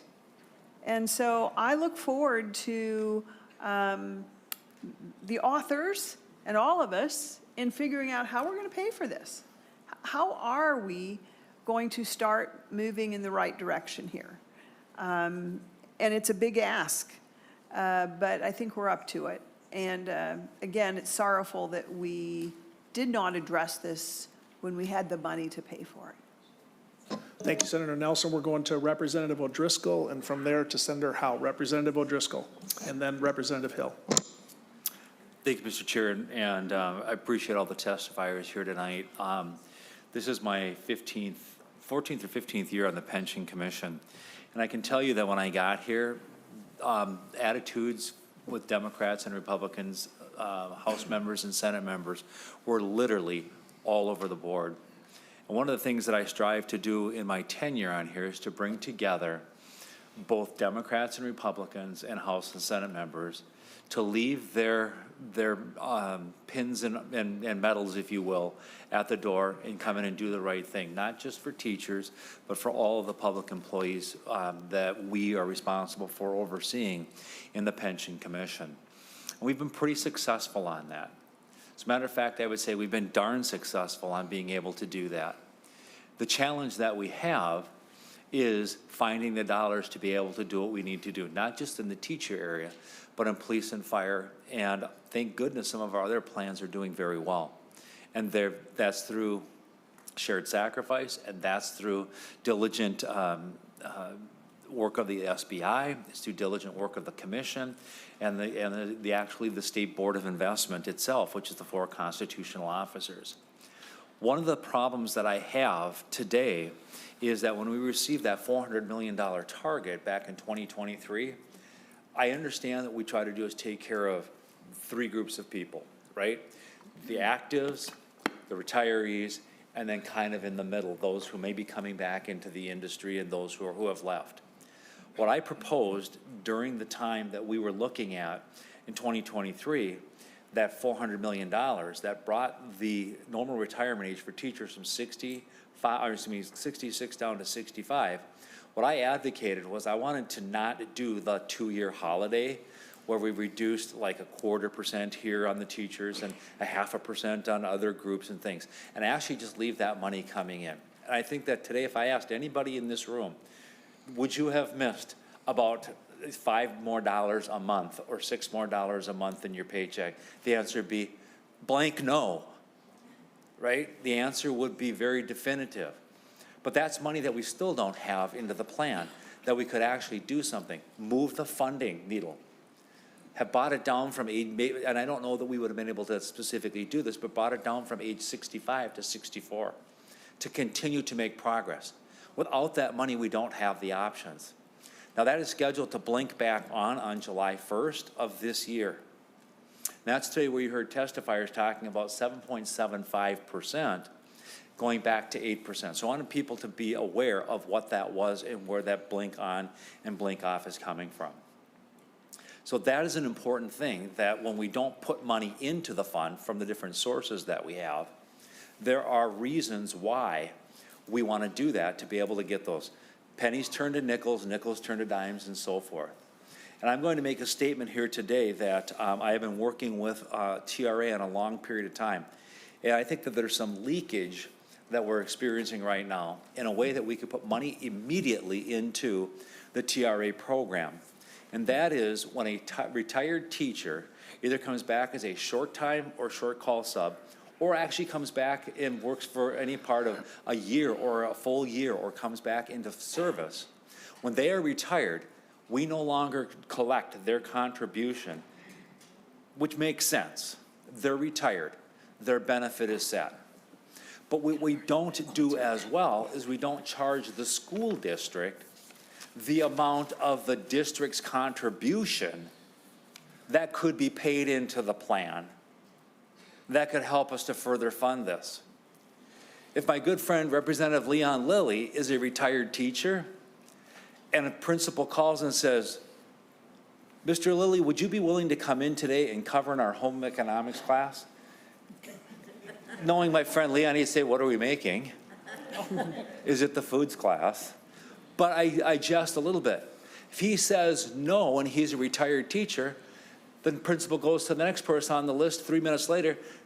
Mr. O'Driscoll, would you be willing to take that day call sub? Sure. He's retired, I'm not. The district pays in on my behalf.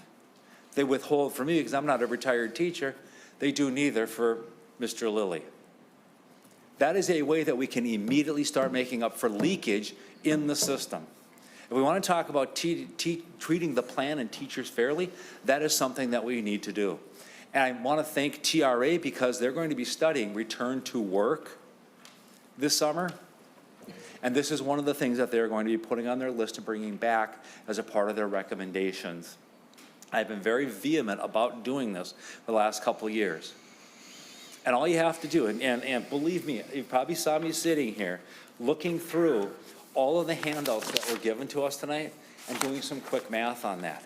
And it doesn't take long for those pennies to become nickels, quarters, dimes, dollars, and tens of dollars that are falling to the bottom line, uncommitted, that can help raise everyone's boat. Again, thank you for being here. Rest assured that we are doing what we can with the resources and things that are available, but to me, that's low-hanging fruit that we should be looking at. Thank you, Mr. Chair and members. Thank you, Representative O'Driscoll. We're going to go now to Senator Howe, and after Senator Howe, Representative Hill. Senator Howe.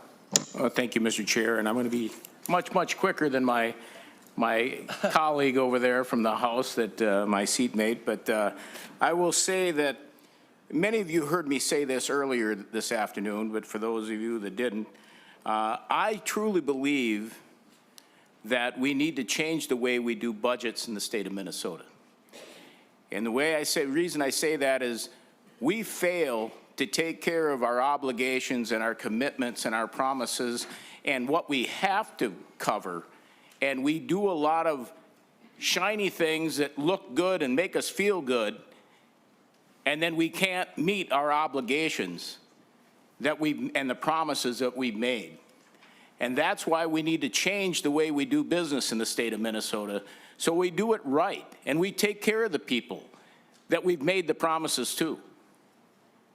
And I know most of us here, in fact, probably all of us here, would like to make that happen. But we've put our money in places where it shouldn't have been placed until we met the obligations and the promises that we've made. And now comes the heartache. And we need to stop doing it. And I'm a big believer. I made the pain of going through, now I'm drawing a blank. Always happens to me. But budgeting to me, if you do zero-based budgeting, and I wasn't a big fan of it until I had to go through it, but once I went through zero-based budgeting, I realized how much of my budget I was paying and had left over. And it was very, very painful the first time I went through zero-based budgeting, but from then on, every year it was much easier. I know there was a proposal out there that we should do it once every 10 years. I'm telling you, you shouldn't do it once every 10 years. Once you do it, you want to stay with it because it's easy after that. But that first year is very, very painful. But then we'd identify where we can have that money to do the things that we must do, and then do the nice things we can do after that. And I'll stop at that because we got a long night ahead of us yet, Mr. Chair. Thank you, Senator Howe. We're going to go now to Representative Hill. Representative. Thank you, Chair, friends, and members. Just a few quick comments, and I'll be very brief. This marks my 25th year as a public school teacher. That's a number that is a lot bigger than I want it to be, but that's the number. And I just wanted to take a moment to thank all the teachers who provided testimony here tonight. I want to highlight our final testifier, Ms. Bartlett, who hit one of the biggest nails on the head from my vantage point. That when we force our teachers to stay in those classroom roles 9 years longer than we did for Tier 1 teachers, they're at the top of the salary schedule. And those are real dollars that add up real quick. Not nickels and dimes, but real dollars that add up real quick. And so here in Minnesota, I think we need to look forward. We need to fund our priorities. And I just want to thank the teachers for their heroic work each day that they do with Minnesota's young people. Thank you. Thank you, Representative Hill. Members, any further comments or questions? All right, we're going to go to the authors here in a second, but just a few comments for all of you. Thank you. I have a little report card here. Testifiers, A+. Spirit of love of children, A+. Patience, A+. I mean it sincerely. This is exactly what we do here at the Capitol, is we ask Minnesotans to come here and say, what do you think? And these members here work as hard as teachers in some ways, trying to figure out the budget. We have a balanced budget requirement. It's the best part of state budgeting, but it's also the hardest part. And so you have our pledge to fight for you in the establishment of the targets. Just to be clear, if you were one of the few teachers in Minnesota that I did not meet with today, a target is the amount of money that the House and Senate say it's okay to spend. And my House brothers did not take a little bit of a lap here, but they should. Their target is higher than the proposed Senate target, which was alluded to by Senator Howe. And so the House gets credit for that. The process is the House and Senate, I hope by the end of April, perhaps a little bit later than that, will come together with joint targets. Education Minnesota and all our beloved teachers will be a part of those conversations, and we'll figure it out. And if you want any further evidence of the chair's interest in helping you win, I got a text from the big teacher of my life, which is my mother, who said, Nick, you better find those teachers some money. And with that, let's give the authors of these excellent bills the last word before we lay it over. And with that, Senator Gustafson, Representative Wolgamott. Mr. Chair and members of the commission, thank you for the opportunity to present House File 1582 and Senate File 2000. I would like to thank each and every one of the teachers who testified today, who are here today in the audience. Thank you for being here. Thank you for making your voices heard. Thank you for what you do for our children in the future of Minnesota. We appreciate you. We owe you a debt of gratitude. Mr. Chair, the best way that we can pay that gratitude to these teachers in the short term is by working together as members of this pension commission, Republicans, Democrats, House and Senate, and doing everything that we can to fight for the House position for our target so that we have as much resources as possible to adequately address this problem, do as much as we can.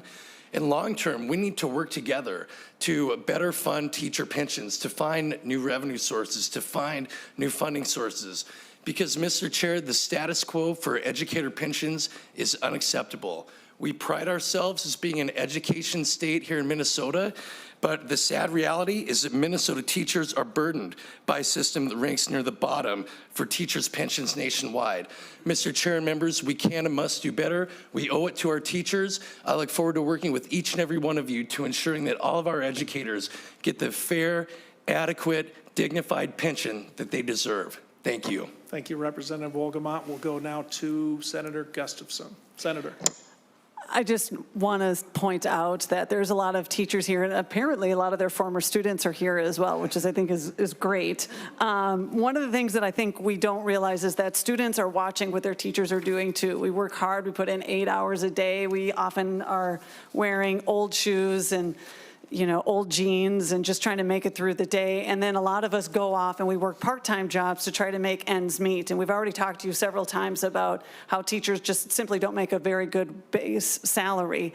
But then what we count on are those benefits. But we also come prepared and we also keep receipts. So if you noticed, a lot of the teachers came up and were citing examples, very specific examples of when they had fought and asked for pension relief and received nothing.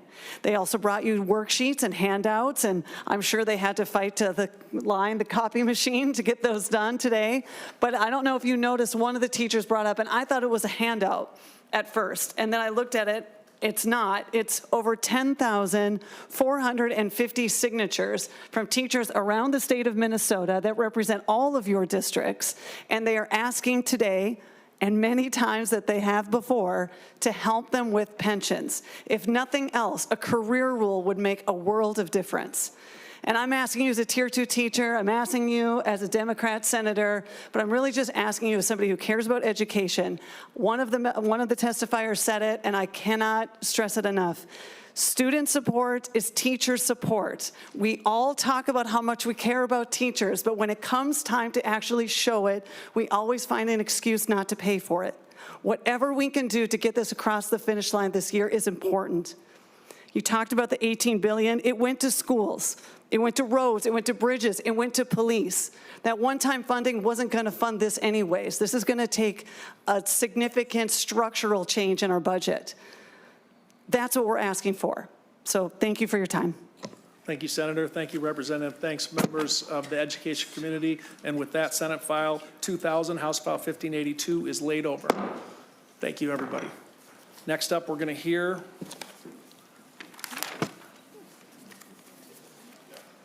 Senate File 3239 and House File 2318, Representative Nadeau. And I think Ms. Dieslin needs a moment to set this up. Members, I have this on the calendar for about 13 and a half minutes. The last bill, 13 minutes, and then we'll be off and running. Ms. Dieslin, you just give me a high sign when you're ready.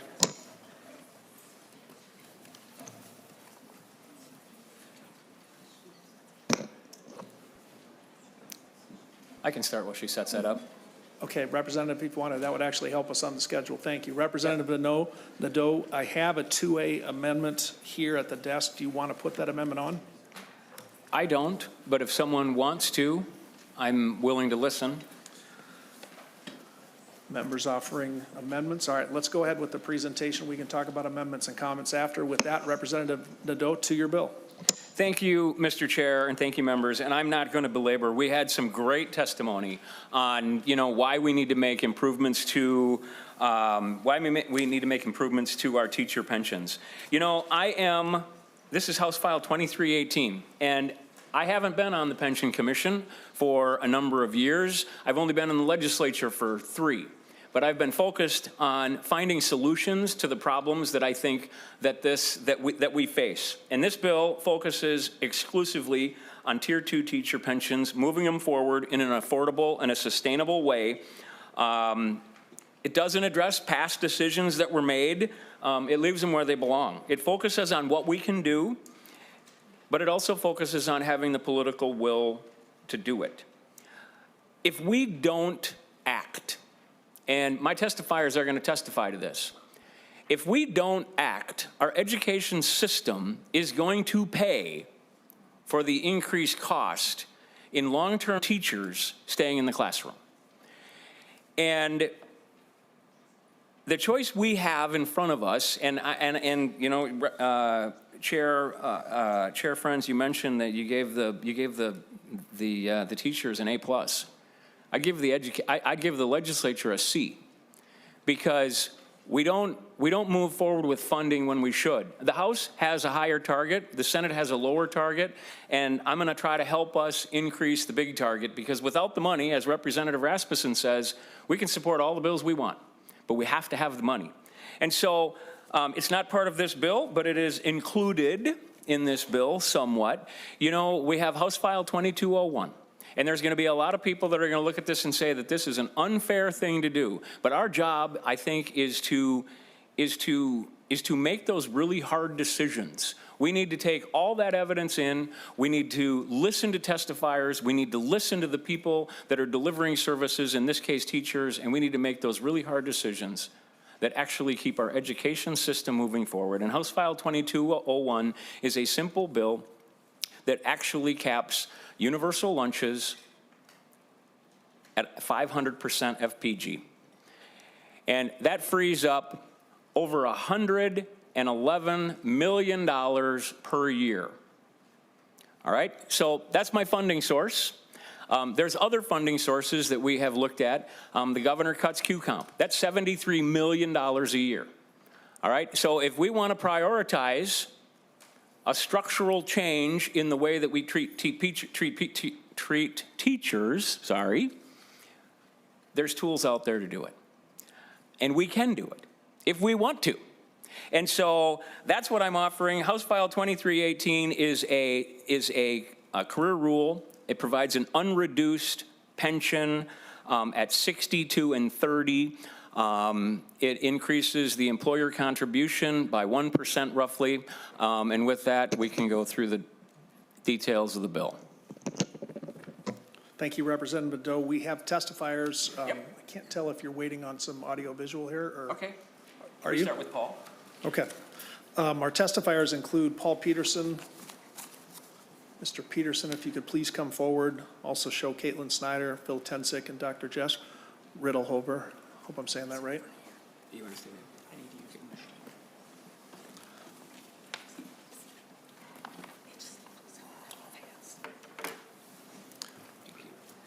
Ms. Dieslin, do you want to take a second? It's fine.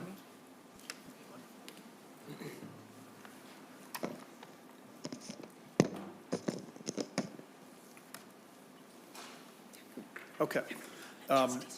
Which one's going first? I have Dr. Jeff Riddlehover. Am I pronouncing that correctly? Dr. Jeff Riddlehover. Okay. Doctor, thank you for coming tonight. Thank you for your patience. Please introduce yourself and present your testimony. Thank you, Chair, friends, and members of the LCPR. I also want to thank all the people that came to listen to me tonight. And I want to share a couple of things here. And I love the questions we got from Senator Rasmussen as well as Senator Nelson with regards to how we're going to pay for it. And I'm going to share some things tonight that are really, really important. And I thank you for a little bit of time to do so. I can tell you I'm not an actuary. I did not stay at a Holiday Inn Express last night, but I am a trained analytical chemist by trade. I'm really good with numbers, and I'm incredibly confident in what I'm going to share with you tonight. So looking at this, you know all of this, but I'm just going to leave it here. This is data coming straight from the state, straight from TRA, and straight from state law. You heard tonight that Tier 2 teachers are working for a full unreduced pension currently right now 9 additional years. That is going to put a significant strain on the K-12 system, which is the state and also school districts. So based on TRA's 2022 data, 28% of the retirees that year had rule of 90. That's approximately 634 teachers. With that being said, assuming all those teachers are no longer allowed to retire, because right now this is the first year a 22-year-old from 1989 would not have rule of 90. There's some exceptions to that. But I think it's important to see where this data came from. I used the contract data from the largest district in the state of Minnesota. I acknowledge some are higher, some are lower, and some cells may vary by school district. However, I do want to show what's going to happen. Currently, right now, there's roughly 57,000 licensed educators working in the state of Minnesota. Next slide, please. And approximately 53.5% of those have a master's, 46.5% have a bachelor's. So I divided all of these teachers up by cell. And so it's equally distributed amongst that. So these are some assumptions that were made. I made the assumption that over the next 9 years, we'll have the exact same number of teachers we have right now. And I assume that all Tier 2 teachers remain employed until the natural retirement age of 65 years of age. Next slide, please. All the teachers moved down 1 cell with the exception of those already on the bottom. And I utilized a modest 2.5 salary increase for all cells. I did not use the employer contribution to TRA. However, I want to share with you the difference between a veteran teacher at the bottom of the salary schedule on average and one that's brand new. The cost to a school district is between $2,000 and $3,000 a year based on that contribution. So had that been used, these numbers would be even bigger. So please, next slide. There is a fiscal cliff ahead. And I'm going to say this right now. When we talk about there isn't money for a bill, and I'm not here to advocate for, we've already heard the equity argument. I'm here to advocate for the fiscal argument. So those say we don't have money for a bill. The inaction that's going to occur because of this, if this is what happens, is going to be worse and dramatically worse. Next slide, please. I created 9 different slides of this. This is showing, and I know it's very tough to read. You do have the packet. And I do have all of them if you want to see Doctor, it. just to be clear, members, so you got this in your packet, even though it's not quite as readable at this distance. You can assume members have absorbed the information. This is not any kind of magic or any kind of an assumption. This is real data. This is what's going to occur if people can't retire. We don't fill those initial cells over the next 9 years. And this is what happens when you first take this into account. It starts off modestly. Again, using very modest numbers here. $82 million in year 1. This is the cost of school districts, which ultimately is the cost of the state. All the way up to $716.2 million in year 9. That year 9 is school year 2034, which is the year that those who could retire in Rule 90 this year would then not be allowed to retire. Next slide, please. We need to take out those in the bottom cell who are not eligible for retirement. So that's this number. It's going to come off the top. Please, next slide. And this is that number. So I know I'm not able to explain this in detail right now, but I'm happy to sit down with any one of you, like I did with Representative Nadeau. It's going to cost the schools in the state of Minnesota over the next 9 years, $2.8 billion. That's a B, $2.8 billion with the modest salary increases just to sustain what we have. So if we talk about teacher shortage, there won't be any teacher shortage. We'll be cutting teachers who are tenured because we won't be able to afford it. Next slide, please. Doctor, are you offering to cover some of this with the members offline, so to speak? Okay. I am. Thank you. We're ready to move on when you are, but go ahead. Thank you. It's really a tug of war here because I think this committee, I'm listening to the folks here, and again, I've met some of you before, some of you I haven't. This is a good group of people who I think all want the same thing, but also want to be able to pay for it. Makes sense. I do too. So it is this tug of war. Take a look at the next slide, please. And this one here is work that I did. If you took a rule of 90 teacher, their average monthly benefit right now would be about $4,100. That's around $49,200 a year. So I do want to stress a rule of 90 coming back is incredibly expensive. That is about $1.41 billion using the numbers coming straight from TRA and what we currently have in the system. Next slide, please. Look at what comes to us in a general education formula, and I do know and I am aware that some money is provided by the legislature to offset some of the employer contribution. It is small. When I say that, almost the cost of this entire $2.8 billion is going to be borne by the school districts themselves because this is the shape of the pie coming straight from the House of Representatives in 2023. You don't see a big slice there for pensions. It's just not there. So again, what we're going to see here is regardless of action or inaction, a significant increase in funds is going to be necessary to either the TRA fund or the state allocations or some combination. I do believe there is a way to pay for this. I'm offering my services to help because I think I have some good information I can share. And I think it needs to happen sooner rather than later. Next slide, please. I do think that time is running out. Again, I'm going to share that to bring back TRA, according to my calculations using state data, is incredibly expensive. The roll-up salaries of doing nothing is twice as expensive over those same 9 years. There needs to be a compromise. The bill that Representative Nadeau is mentioning here today is one of those compromises. Again, there does need to be money to pay for this. And I know there's a lot of really smart people here and in other places that be willing to have this conversation to see how this can get done. Thank you very much. Thank you, Doctor.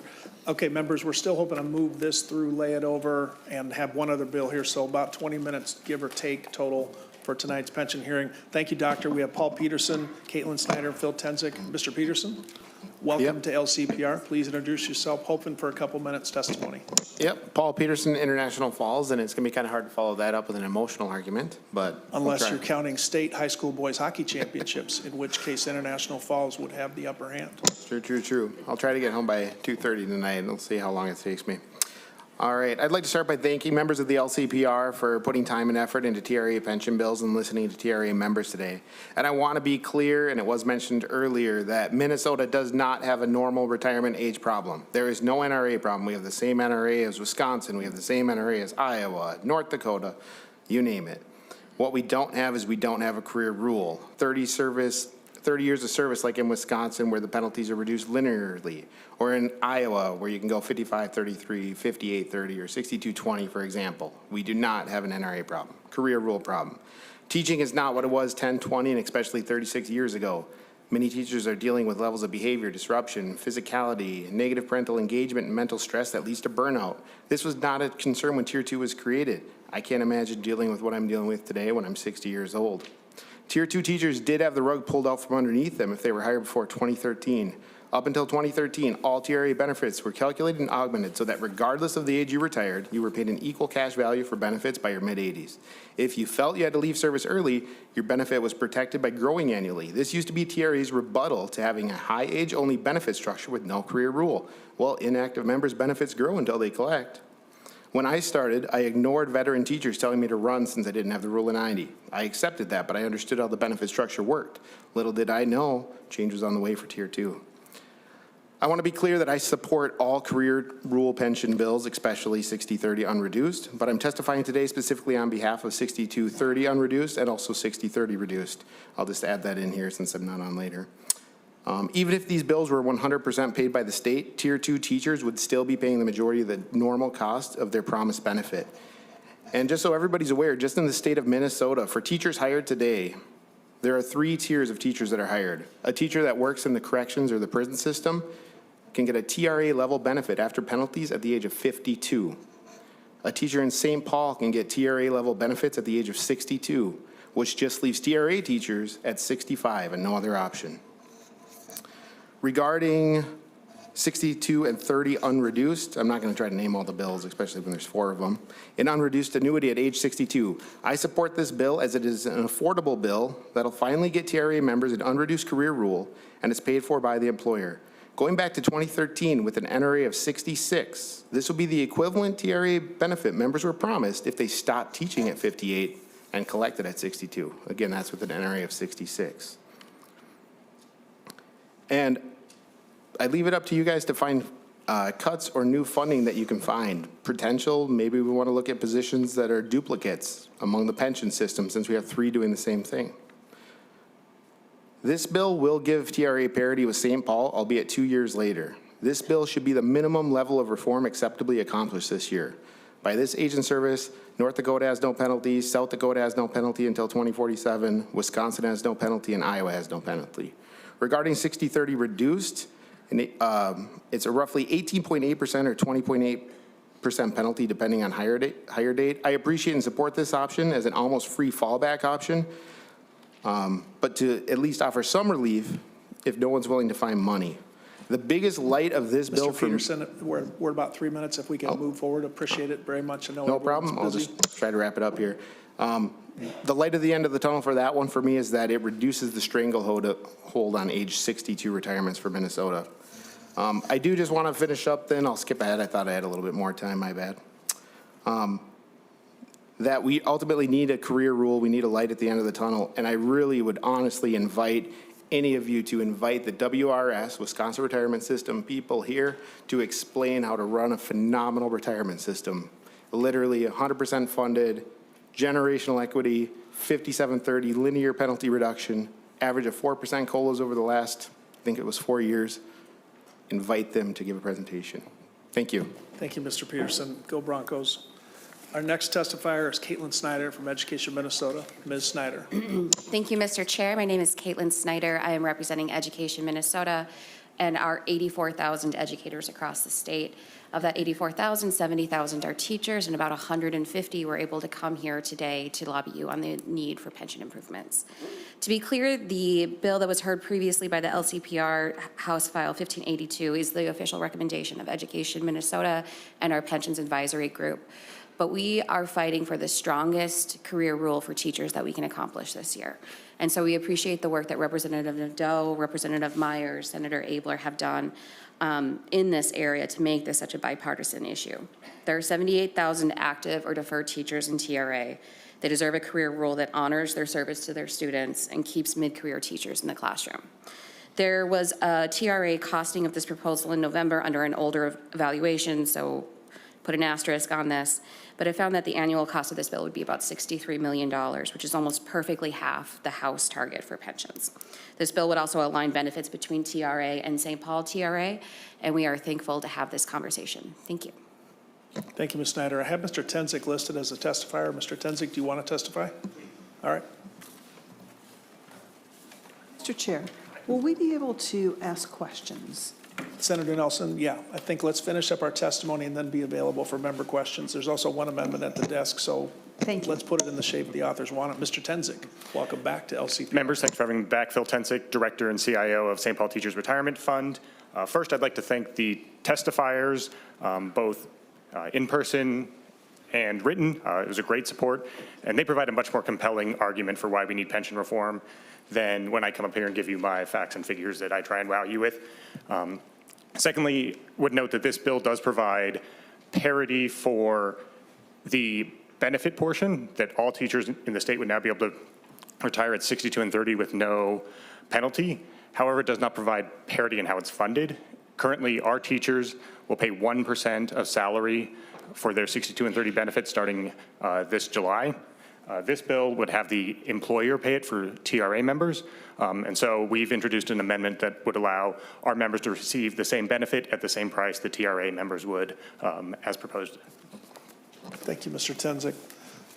Again, members, we have an amendment at the desk, but let's finish the testimony. Anyone else who wants to testify? Seeing none. All right, we're going to go to member comments and amendments. I'm going to start with Senator Pappas, Senator Rasmussen. Senator Pappas. Mr. Chairman, I would just move the 2A amendment. As Mr. Tenzik mentioned, this just puts the St. Paul teachers in the same parity with TRA. Thank you, Senator Pappas. Senator Pappas moves the 2A amendment. Are there member questions to the amendment? Seeing none, all in favor of adopting the 2A amendment, say aye. All opposed, say nay. The motion prevails and the amendment is adopted. Senator Pappas, do you want to comment further or do you want us to go on to the next member? All right, Senator Rasmussen. Thank you, Mr. Chair, and thank you, Representative Nadeau, for your work on this bill. One thing I appreciate about this bill is that you've worked really hard to figure out what is the #1 priority of Tier 2 teachers and how can we use limited resources to try to accomplish that. And so I appreciate your focus on those items. And Mr. Chair, my question for Representative Nadeau was, one of the items you mentioned in your introductory remarks was a proposal to look at, for higher income Minnesotans, maybe, having them pay for their own lunches in schools for their families. And could you talk a little about the proposal and the fiscal note on that? And would that effectively, pay for this benefit increase for our teachers? Thank you, Senator Rasmussen. Representative Nadeau, Senator Rasmussen wants to ask you about something that's in a different bill, which I'm okay with within limits. Representative Nadeau. I appreciate that, Mr. Chair. Thank you. Yes, House File 2201 is a bill that caps the universal lunch program at 500% of the federal poverty guideline. So that would mean that any family income making more than $156,000 a year would have to pay for their lunch. Breakfast is still free in the bill. So if you're a family with less than that income, you would still be eligible for free breakfast and free lunch. And the fiscal note literally just came back today. We were estimating that it was going to be $85 million per year in savings if we could put this means test in place. And in FY26, it's $111 million. In FY27, it's $117, $119, $121, and it continues to increase from there. Thank you, Representative, and thank you for the updated fiscal note. Senator Rasmussen. Thank you, Mr. Chair, and thank you, Representative Nadeau. And if I'm just looking at the staff notes and everything else, and that would actually more than pay for the benefit increases proposed in this bill. And so, Mr. Chair, I just appreciate Representative Nadeau's work and actually having an answer to the question, how are we going to pay for this? And so I'm appreciative of this proposal today. Thank you, Mr. Chair. Thank you, Senator Rasmussen. Members, other comments, amendments? Seeing none, the bill is going to be laid over, but first let's give Representative Nadeau the last word. Representative. I just want to thank you, members. As you know, I've been working on this for a few years. I will continue to work on trying to find options to fund these improvements because I think it's vital. I'm uncomfortable just supporting bills without trying to come up with funding sources, and I recognize that these will be very difficult votes that we have to take if we're able to do it. But I appreciate the time, and I appreciate bringing the bill in front of the committee. Thank you, Representative. It's good to have different ideas come forward. Appreciate your time on that. With that, the bill is laid over for possible inclusion. Our final bill, members, on the agenda is Senate File 2992, House File 2329. This also brought to us from Representative Nadeau. Representative Nadeau, I do have a 1A amendment at the desk. If you'd like, we can put the amendment on. Is this a St. Paul amendment? No problem.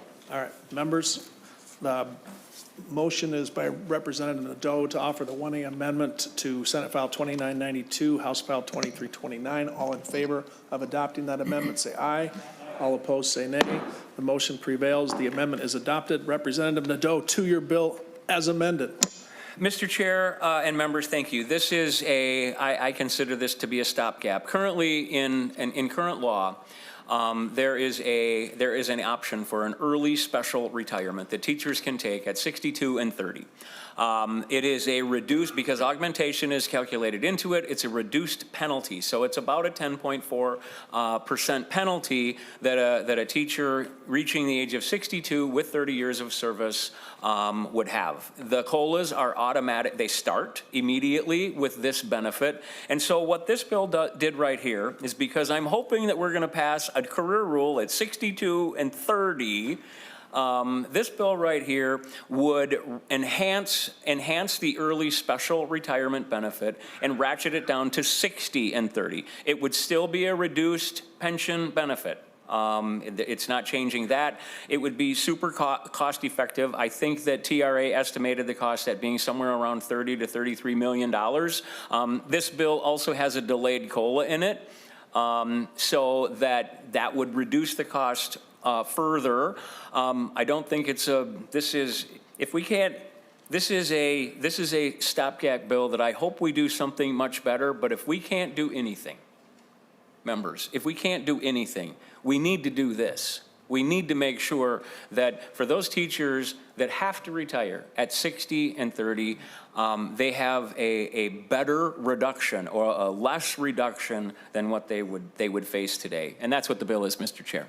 Thank you, Representative Nadeau. Again, good to bring ideas before LCPR. I do have two testifiers listed. Ms. Snyder, Mr. Tensick again. Ms. Snyder, are you able to come back up? And Mr. Tensick? I didn't know you were coming back. Ms. Snyder.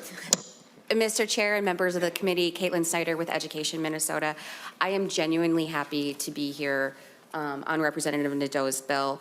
Like I said in the previous bill, the goal of Education Minnesota is to get the strongest career rule possible for our members in TRA, and we can't do that without having options on the table.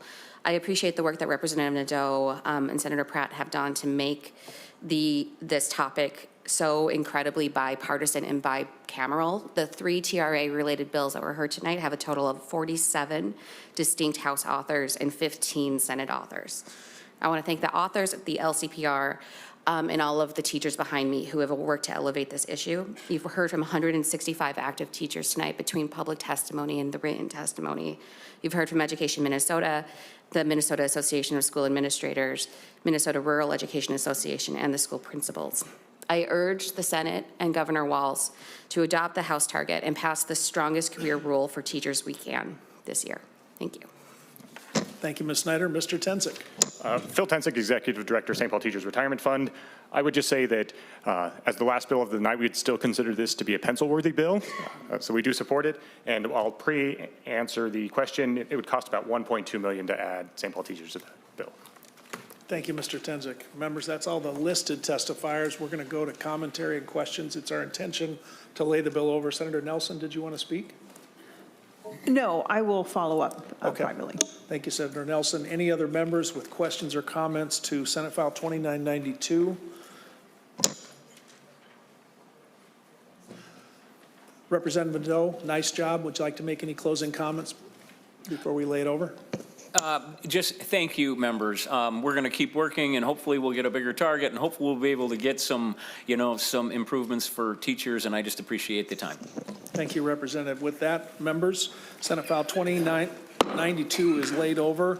Members, that concludes the agenda. As most people know, next week will be legislative break, so I hope everyone has a safe break. Representative O'Driscoll. Thank you, Mr. Chair. Just want to, as we come back, as you say, from the Easter Passover break, we'll be what I call the last third innings of the regular ball game, and hopefully we don't have extra innings. With that brings committees that don't normally meet, and has been the case with the House and the Senate. Oftentimes they will go in, they will convene, they will adjourn, they will take care of business, they will wait for things, they will, caucus bills and pass them.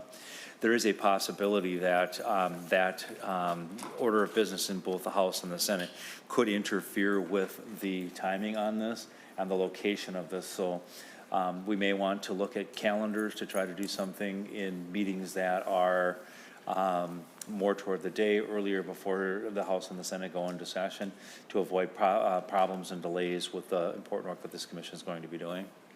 Thank you, Representative O'Driscoll. Members, just so you know, we hold a staff-oriented prep meeting on Fridays. Representative Lilly, Representative O'Driscoll, myself, Senator Howe is invited. So we review the scheduling, and what we have done, Representative O'Driscoll has said, it's our plan to meet the night of the 22nd, subject to some of the other schedule unexpected developments that Representative O'Driscoll's talking about. Likewise, the room, the Sergeant at Arms here set this up, but we'll have to accommodate the members and their schedules, and we'll probably talk about that first thing Monday morning, the 21st.